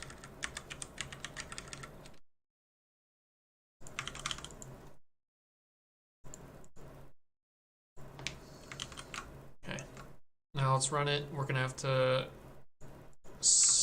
unset our breakpoints.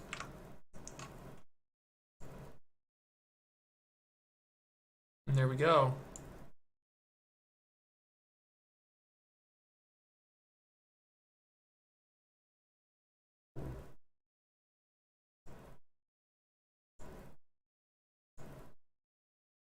That's pretty good, guys. Look at that. We have descriptions. All right, all right. Looking ood. Good, yeah, it looks good, man. We got descriptions going on here. Okay, so I noticed that the sentence was wrong here. What we need to put in here is the desired sentence, and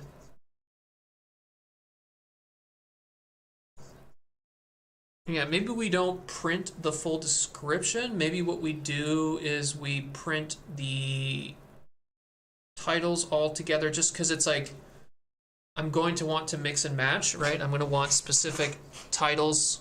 I'm going to want one of the titles, and I'm going to want one of the hashtags, and then I don't want to have to necessarily pick the right combination. So let's save. Let's actually push this. We don't need any of this crap here. Get rid of some of these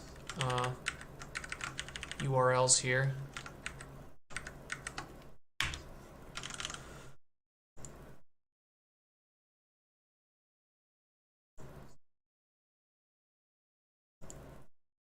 You know, it'd be really fucking cool if YouTube had an API to like create this automatically. You know, that's the problem.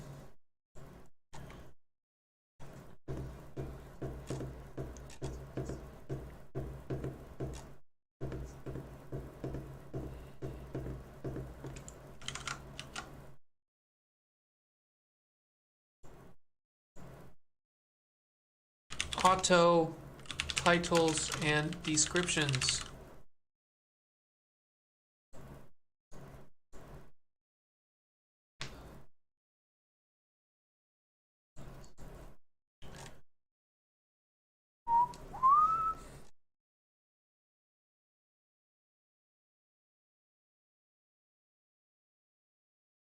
I wonder if we could use GPT to pick the best looking one.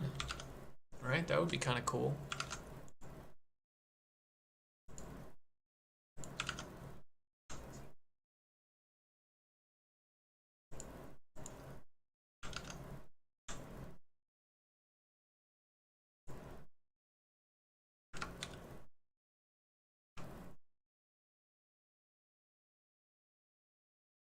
That's not what I want.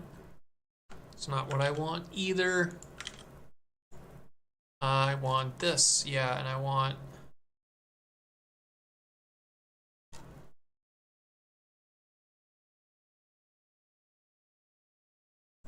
this here. So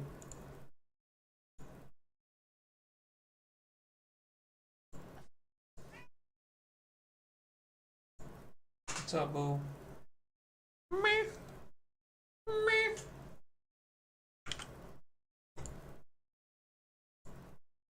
I'm trying to think of how I'm going to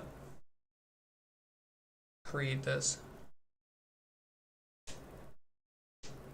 Basically, we want to go just from this. I want to like paste it, so it should just be like one file that has that. It has those two things.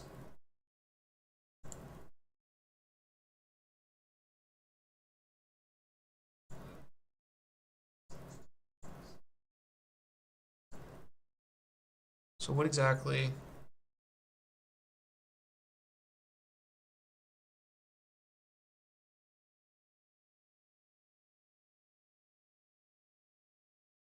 Okay, so I think here's what I'm going to do. We have our generate thumbnail, and right now it's putting everything inside this output directory here, right? But ideally, I think we would have an output directory that's specific to this particular generation, right? So I think it's time to put these functions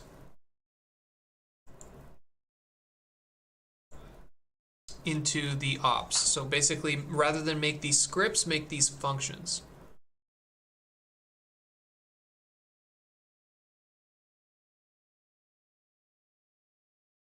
Yeah, let's do that.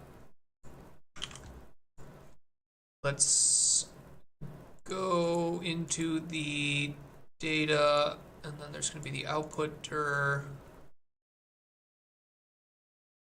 Let's take this.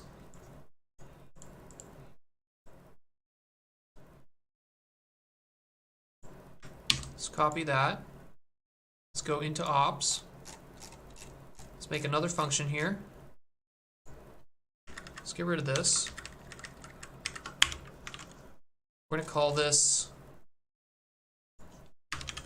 define make or generate thumbnails.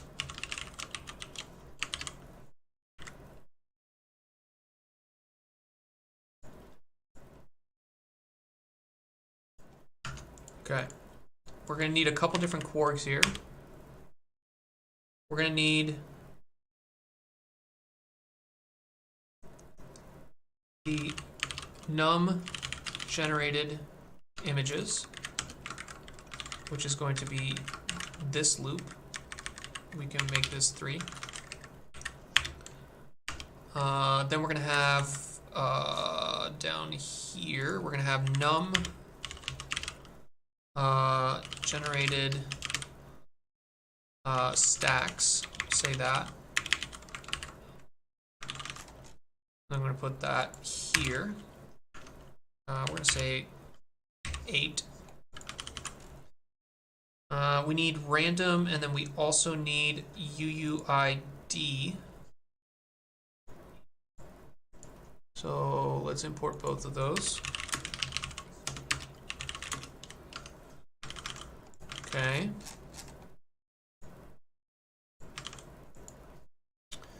And then we're also going to need a output directory and an input directory, right? And this is where we're going to basically do this. So let's go here, and we're going to have a input dir and then output dir. These are going to be, for example, in data dir, we can have a folder called dancing. And in output dir, we have, I guess, another folder called dancing, which makes me think that actually what we really want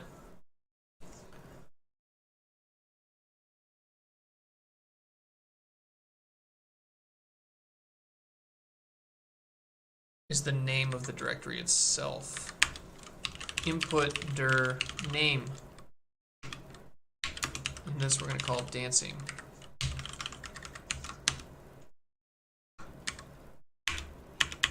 And here is where we're actually going to create output dir. Output dir is going to be this.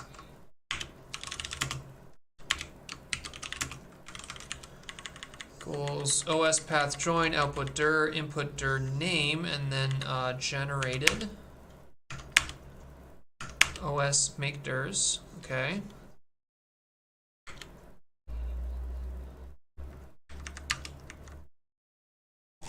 We want to remove this particular thing, so let's come over here and copy this code here. And this will remove anything that's inside that folder.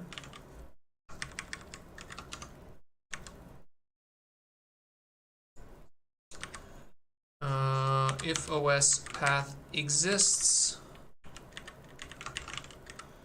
remove the tree, and then make the tree.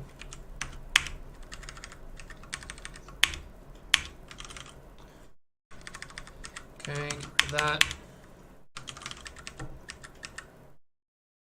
And inside, for example, the here we would make a new folder, and let's call this folder dancing. The reason we're calling it dancing is, or I guess animated, let's call it animated drawings. And inside that, we would put our screenshot, which we can say come here, and we can do a little screenshot.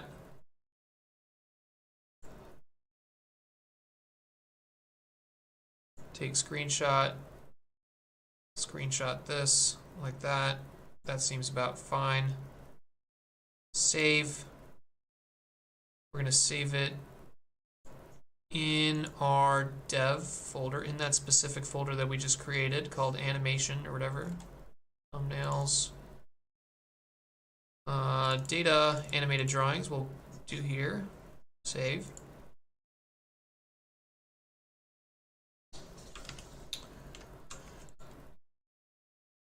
Then right here, the foreground, the background image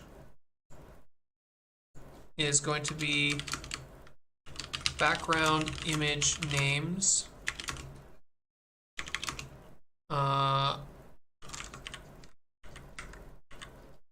There should be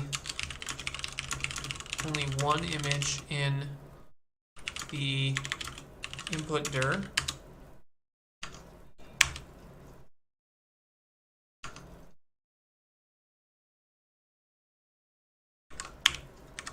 Only one image, PNG.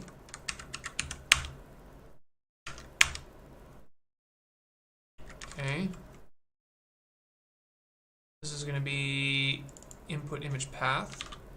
So here we go to the background image. We get rid of this part here. We just put that there.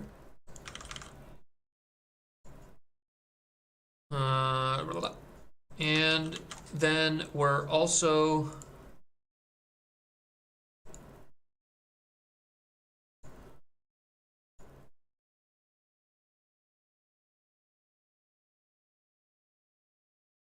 what else do we want here?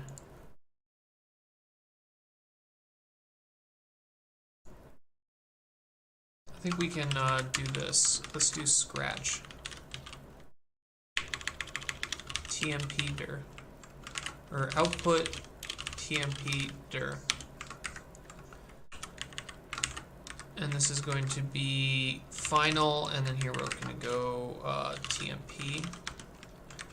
And all of these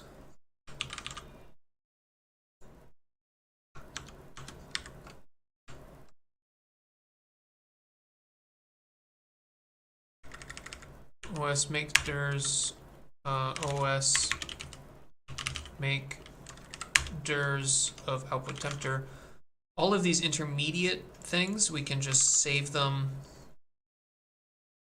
directly to the temporary. So for example here, the GPT image, that'll be put in the temporary. The remove background, that'll be in the temporary. The background resize also be in the temporary. The draw text should also be in the temporary. The stack, both of these are going to be in the temporary. But then this final one here, the final output should be in the output dir, so the final output dir.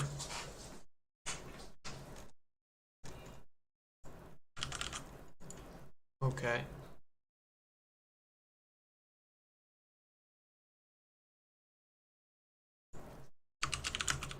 Get the single PNG image in the input dir.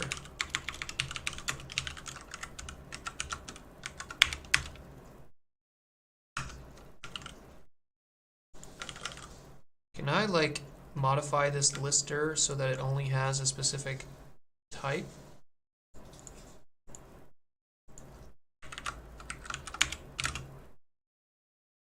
No, it really doesn't want me to do that. Okay. We can actually delete gen thumbnail, I guess. And here in gen text,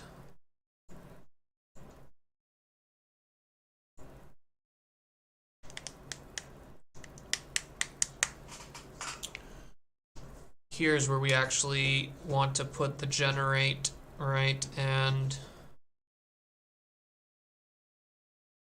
we go from desired sentence.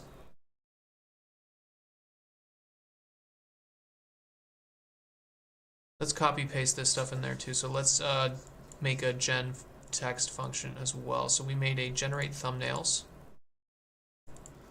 Let's also make a generate text.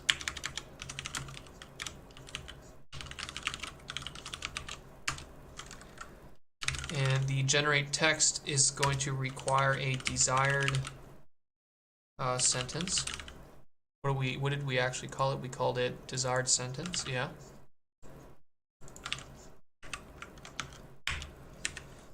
Desired sentence, this is going to be a string, that's going to be required. And then we're going to have similar thing here. Let's go back here. Let's delete this. Let's copy this. Actually, let's also copy the socials. And let's come into our ops and let's put that in there.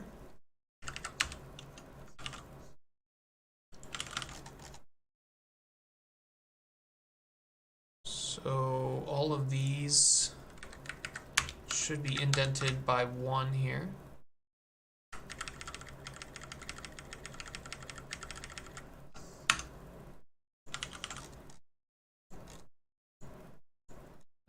What else do we need here? I don't think we need much else. Let's return the full description.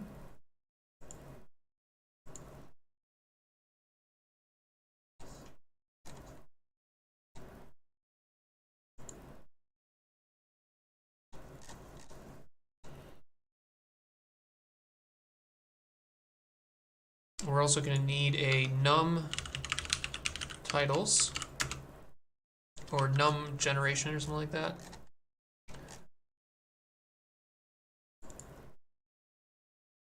Num generated titles, just keeping some consistent naming patterns here. Num generated titles.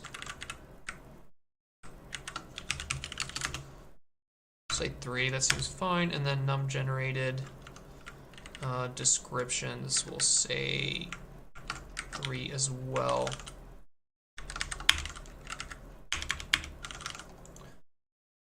Okay, and then we copy paste this new quark that we just created and put it in here, and that'll just generate the limited number of descriptions.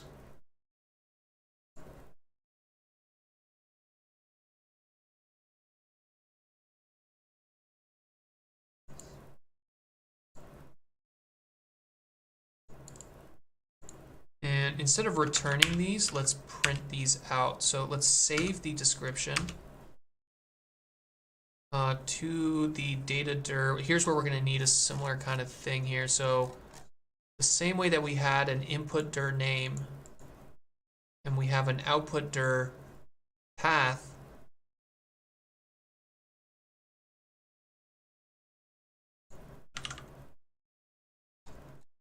let's do that as well. So let's come down here. We're going to need to set this, save this here.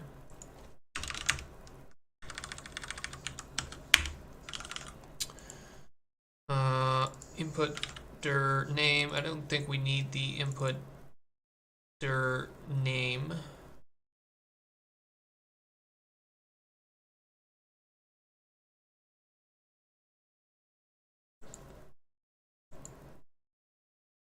Output tempter, we don't need a tempter as well. We just need to go to the final. Let's call this output dir path, or output path, I guess is probably the better way to do it. And the output path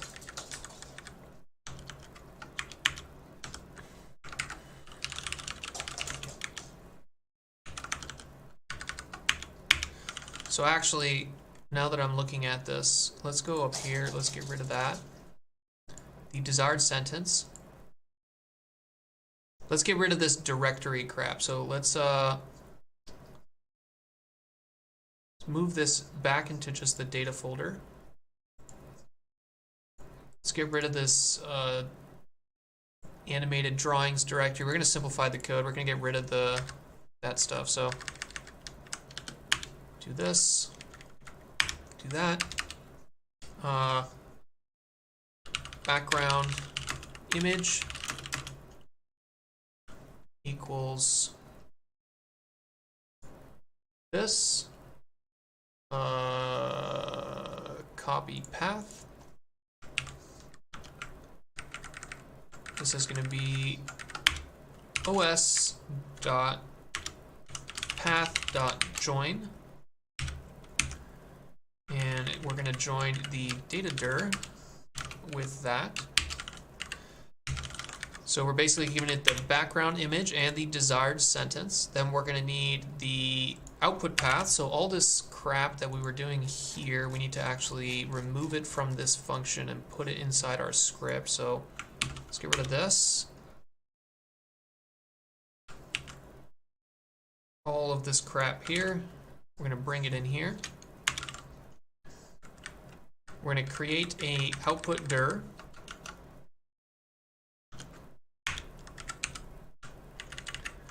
We're going to call it final. Let's remove the output dir.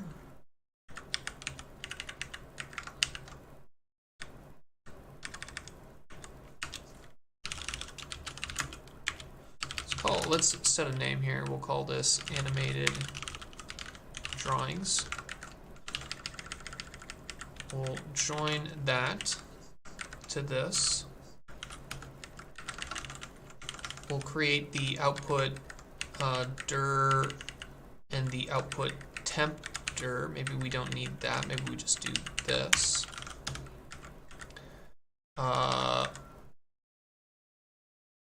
Create output dir if it doesn't exist, comma, exists okay equals true.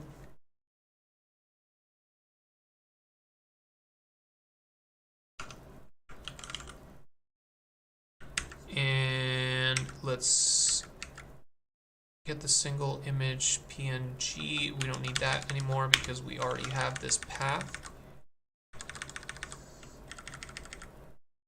Okay. And here is where we're going to import the two functions, generate thumbnails.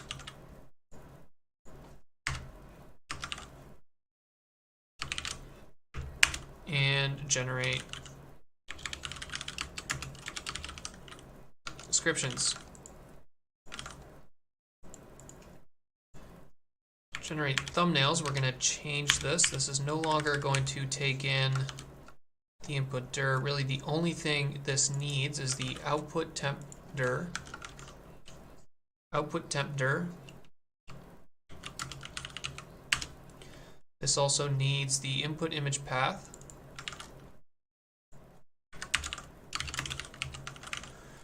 And this is also going to need the output dir.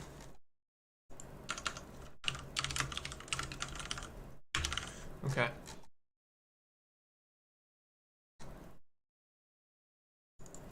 And then here in the generate text, all we got to do is, here we need a UUID.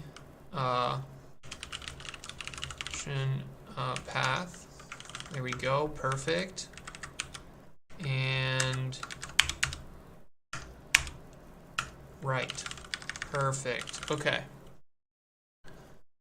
So let's come back up here. We need to import these two functions from our ops. Nope, we need generate text and generate thumbnails. Not text, I think it's called generate description. It's not called generate description. What did we call it? We called it generate text, or generate, let's call it YT text for YouTube text. Okay. And thumbnails, what does it want? It wants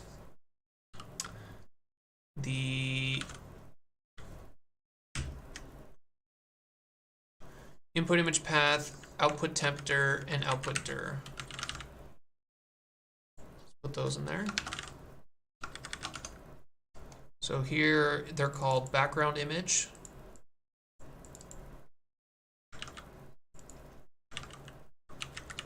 Okay. And then what does the generate image, generate YT text needs the output dir, which is the output dir.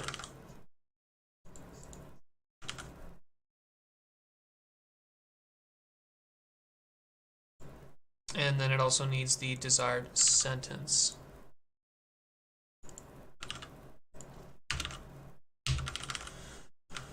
All right, let's run it. See what we get. Oh. It's thinking.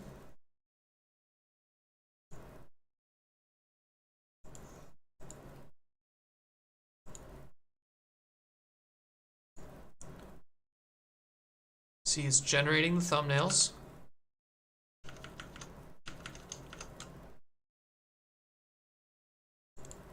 So created a folder called animated drawings, which is good. If we go into that animated drawings folder, we should have all the final thumbnails here, which we do.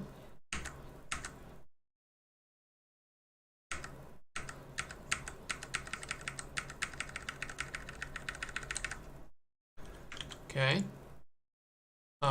Inside the temp should just be all the temporary folders, so that seems fine. Okay.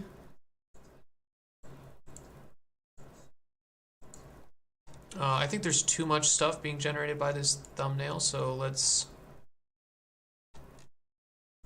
num generated images 3, num generated stacks maybe 5.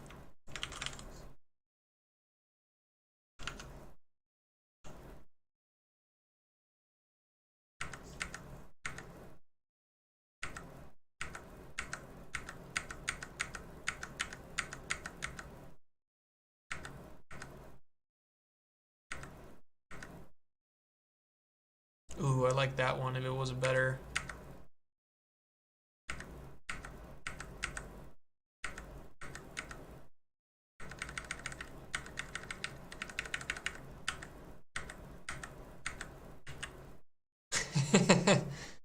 I like this one too.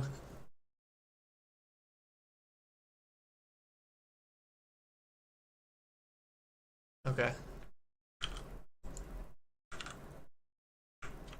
And one thing that I'm realizing here is that the title needs to be in here. So we need to say title.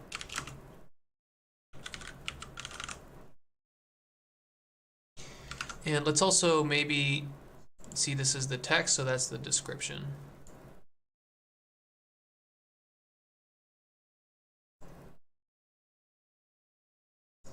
Ooh, I don't know why is this indented?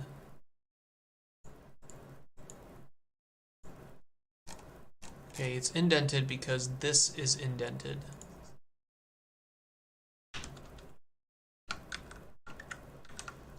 This here, unindented. So that'll make it unindented. And the next thing we need to do is change the title. So the Gent text here should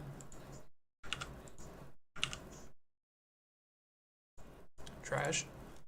So let's look at these. Generate thumbnail should be after generating the text. Should be like this, and then there should be the title. Title equals title. And generate YouTube text should return a title. So let's get rid of the num generated. So this is going to be a little bit weird because you're basically going to do all this crap just to generate a single description. But right here, we're going to return title. And then here, we're going to get a title. And we're going to use this title here.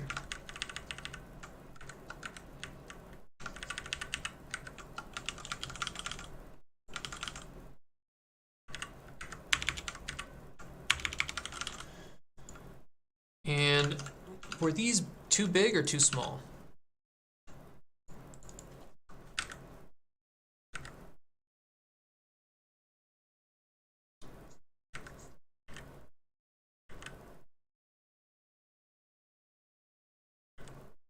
I feel like I like the big font size.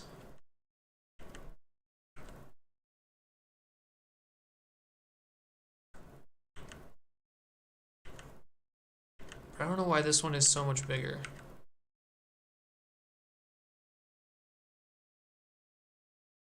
It doesn't seem like it's just two font sizes. It seems like it's multiple font sizes. Right?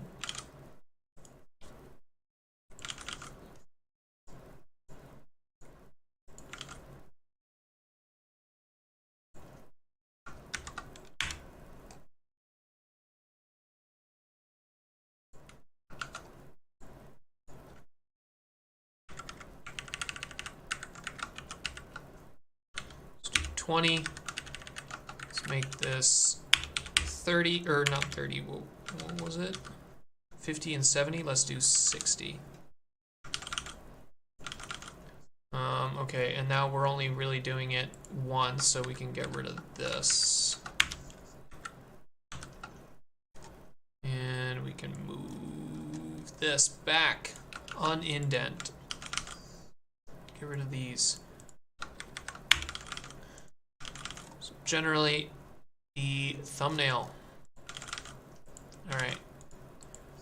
So generate text should return a title. And let's go ahead and run this. See what we get. It should delete everything in here.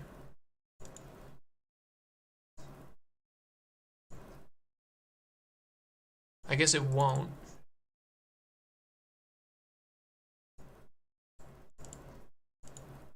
That's fine.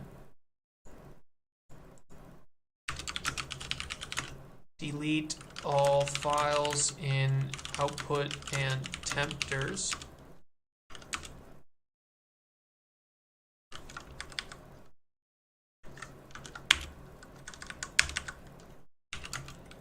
If that, we don't want that, we want shutil.remove tree. And if OS path exists, shutil, import that as well. Import shutil.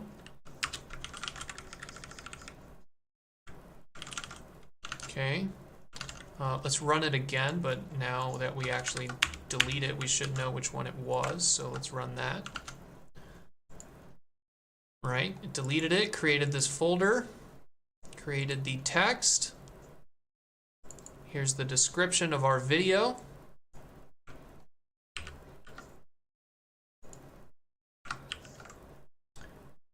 And here's the thumbnail. What a shitty thumbnail.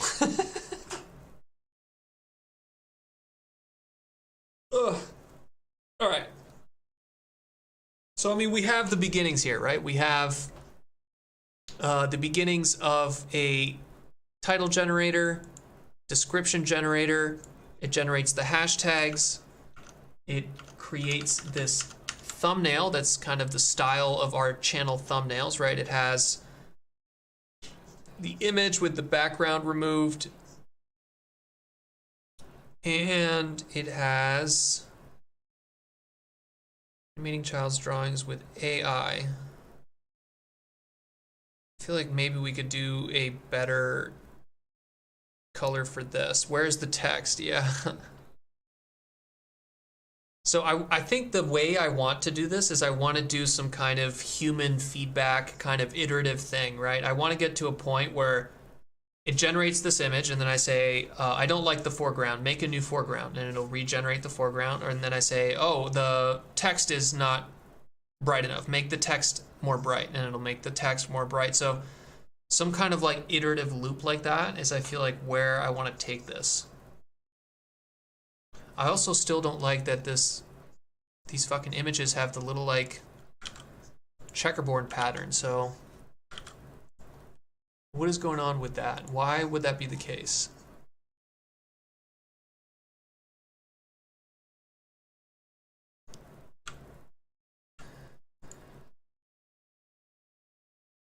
Canvas, create, draw, render, image save, image.open.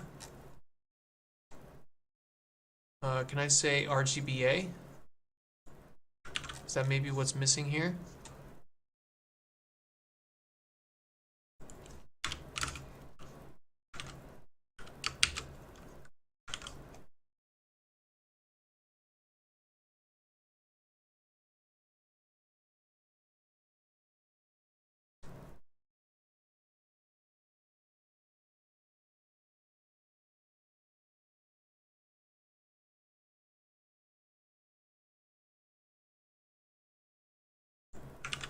Python 3 PIL. If I run that, what do I get?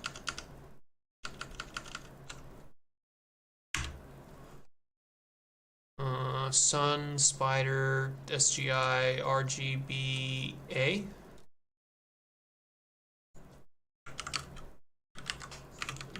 Grep RGBA. Nope, grep PNG. Yeah, PNG does exist there. This guy's kind of starting to creep me out. Let's move it over here.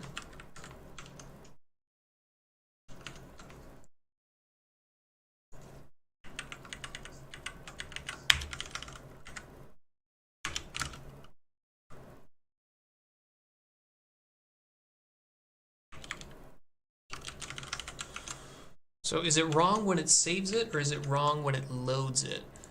Right? So here we have the image.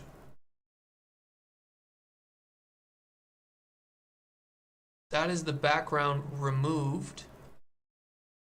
Let's actually see if the replicate itself is doing that. So if we open up a new tab here, go to replicate, go to this model,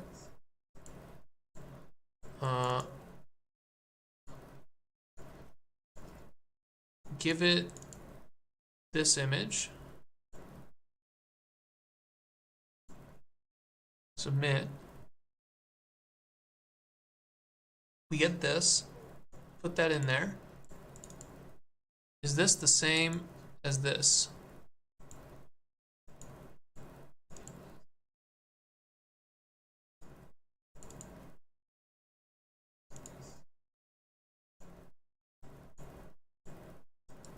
Properties.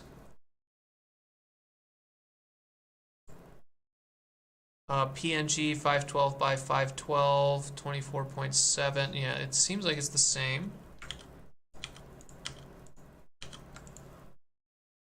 Okay, so what's probably wrong is the pasting. So the resize BG, no, remove BG. What we want is stack. Yeah, right here.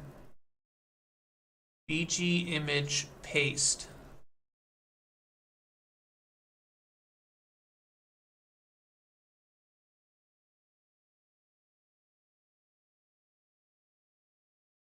Okay, if mask is given, you can use either 1L, LA, or RGBA. If RGBA, if present, the alpha band is used as a mask.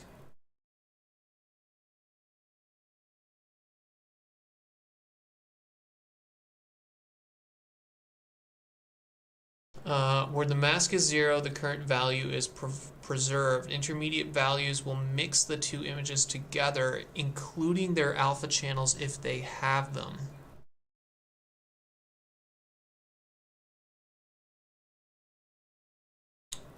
Okay, let's see if we can just add that to it.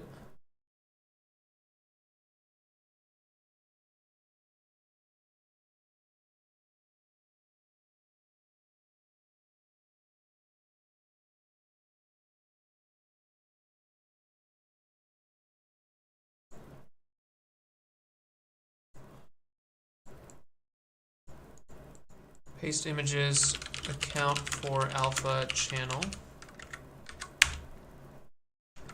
Let's delete that.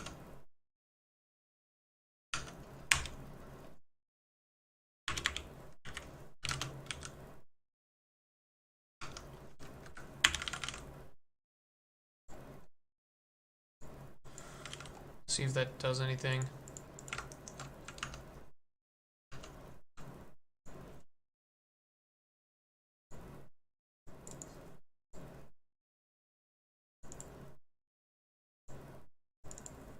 Generated the text.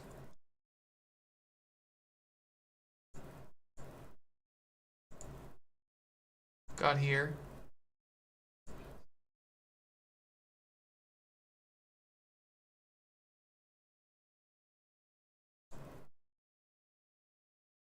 Let's do PIL image paste checkerboard alpha.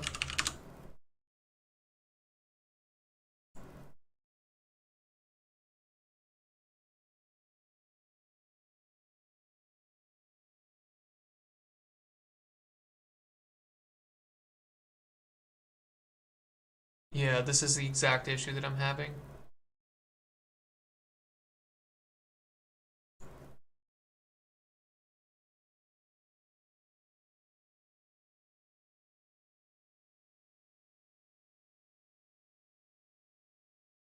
Okay, so you need to use image.alpha composite. Okay, that makes sense.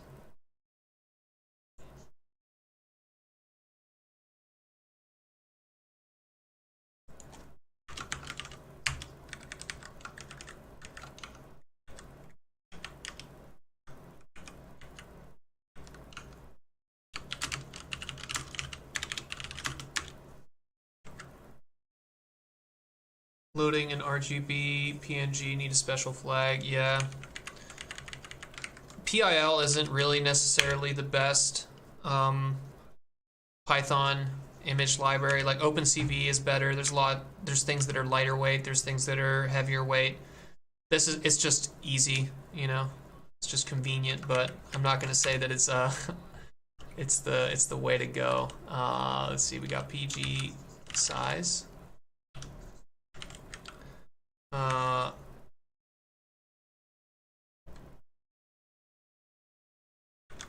Call this final. Then let's do final.paste. The foreground image is going to get pasted onto the blank final image. And then we're going to do a composite or foreground full size or something like that. Foreground image full, and then we'll do foreground image full dot paste the foreground image without this, because this is actually wrong. And then we'll do the final is the image alpha composite of BG image and FG image full. And then save that.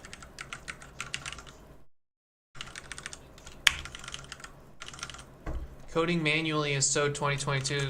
Yeah, that's true, but you can't do everything with auto GPT just yet, you know?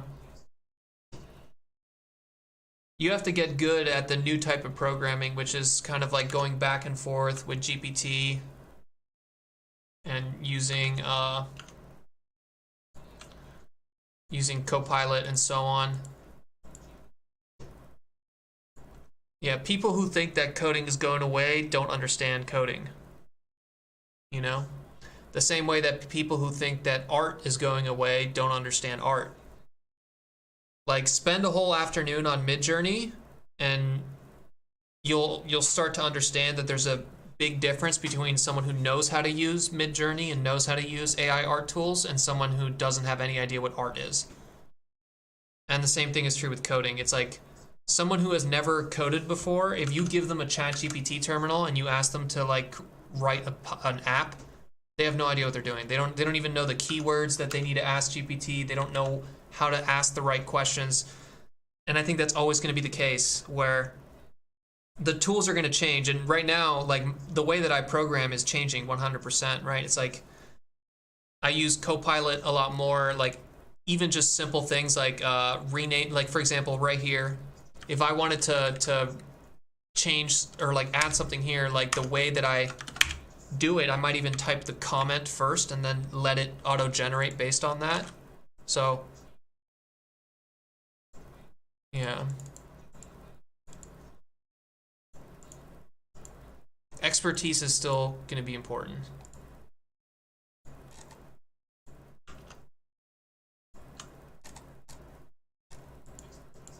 How come this didn't do anything? This is the one I needed to run.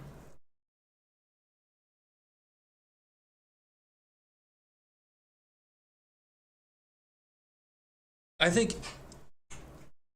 people are making the same mistake, right? Like, there was a point where people thought, before LLMs and any of the AI stuff, people were like, oh, the first people to get automated are going to be people like plumbers and like entry-level blue-collar jobs. And then that was wrong, right? And it turns out that it's the white-collar jobs. And then people are making the same mistake again, that they're saying, okay, but within the white-collar jobs, the first ones that are going to get automated are the junior developers and the junior artists. Those are going to be the first one. And it's like, no, you're making the same mistake again. The first white-collar jobs to be automated are going to be the decision makers, the project managers, the directors, right? Like, those are the types of jobs that are actually much easier to automate, because what a manager does, like, all of that, there's no secret sauce to that, right? You're basically like, you're dealing with relationships between human beings, right? And LLMs have a pretty good context, and people are pretty good at understanding the different factors that result in decisions at a management level, right? But people are not good at understanding the important parts that you need for coding, right? Like, it's just like an abstract space. So I think the future is going to look more like kind of Dune. You know, in Dune, there's like the navigators, and the navigators are these basically humans who have turned themselves into these like cyborgs that like just sit there and like crunch numbers and stuff like that. And I feel like that's kind of what the future is going to look like. You're going to have a bunch of people who are kind of business, like entrepreneurial people, and then directly underneath them, so there's not going to be like a engineering bureaucracy. There's basically just going to be a person directly underneath them that's like a coder that like knows how to like speak to the AI and create code. But you're still going to need that person that interfaces with that. I don't know, I'm kind of rambling, but I hope some of that maybe makes sense. All right, what happened here? Animated drawings. Oh, look at that. Looking pretty good. And we got a little description. I think the cat should be more to the bottom left. Right? That's what I'm thinking. So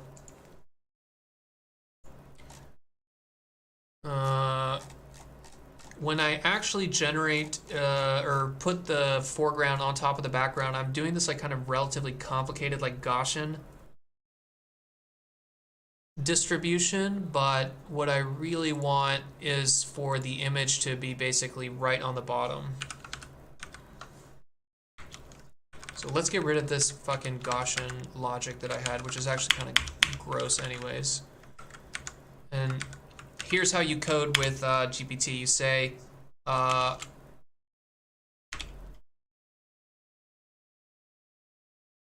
where does this paste want? The argument is either a two-tuple giving the upper left corner. Upper left corner of the foreground such that it sits in the lower left corner of background.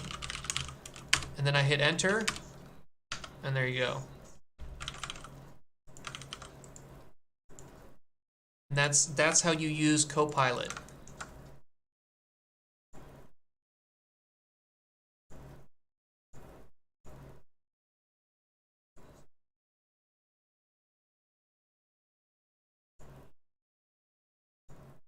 All right, it's thinking. We got our folder. Let's get in there.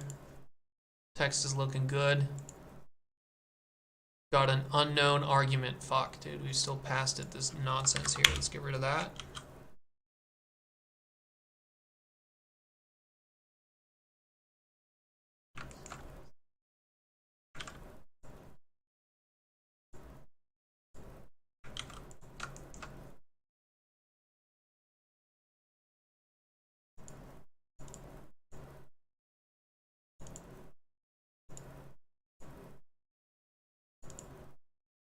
Here's our folder.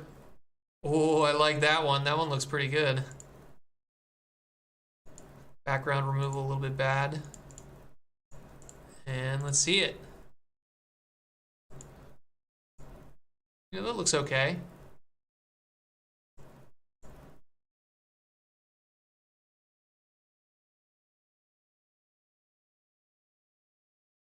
I don't know, that looks pretty good to me. I think we have the basic pipeline working. Now all we really need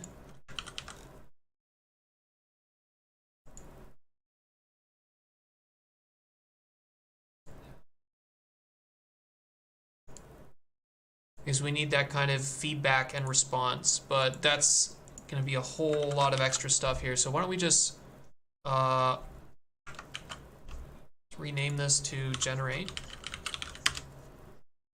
And let me also pull out this part here.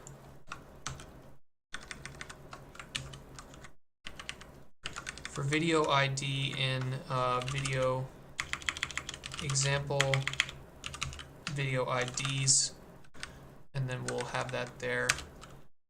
Example video IDs,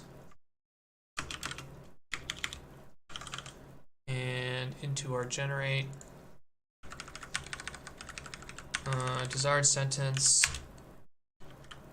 and we'll give it that.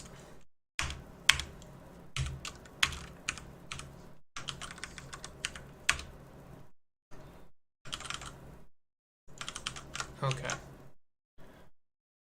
Working end to end. Give that a plus. Give that a commit. Give that a sync. So, cool. What do we do? Well, we have a bunch of Python code, which you give it a sentence, right? A desired sentence that says, this is what you're going to be doing in the stream. Here are some links. You give it a image, which is the image in the background here. This one, maybe. This image here. And then it goes ahead and it asks ChatGPT to generate a prompt. It generates a prompt. That prompt is used to generate this image of this cat. The image of the cat gets the background removed using replicate. It then gets pasted on top of this background image. We also have the title being generated by GPT. The color of the title and the color of the background are also generated by GPT. So GPT is picking these colors. And then we have GPT generate the description for us, including 4 hashtags. So that is a fully automated pipeline for generating YouTube thumbnails. And where could we take this next? I think next we would want to have some kind of feedback-based system where we can iterate with this pipeline in such a way that we can change the colors of things, change the spacings of things, and so on. So that'll be next, but I think my time here is done. We're basically almost at the 3-hour mark. And yeah, thank you for watching. Hope that was entertaining. If not, have a great weekend, and see you guys tomorrow.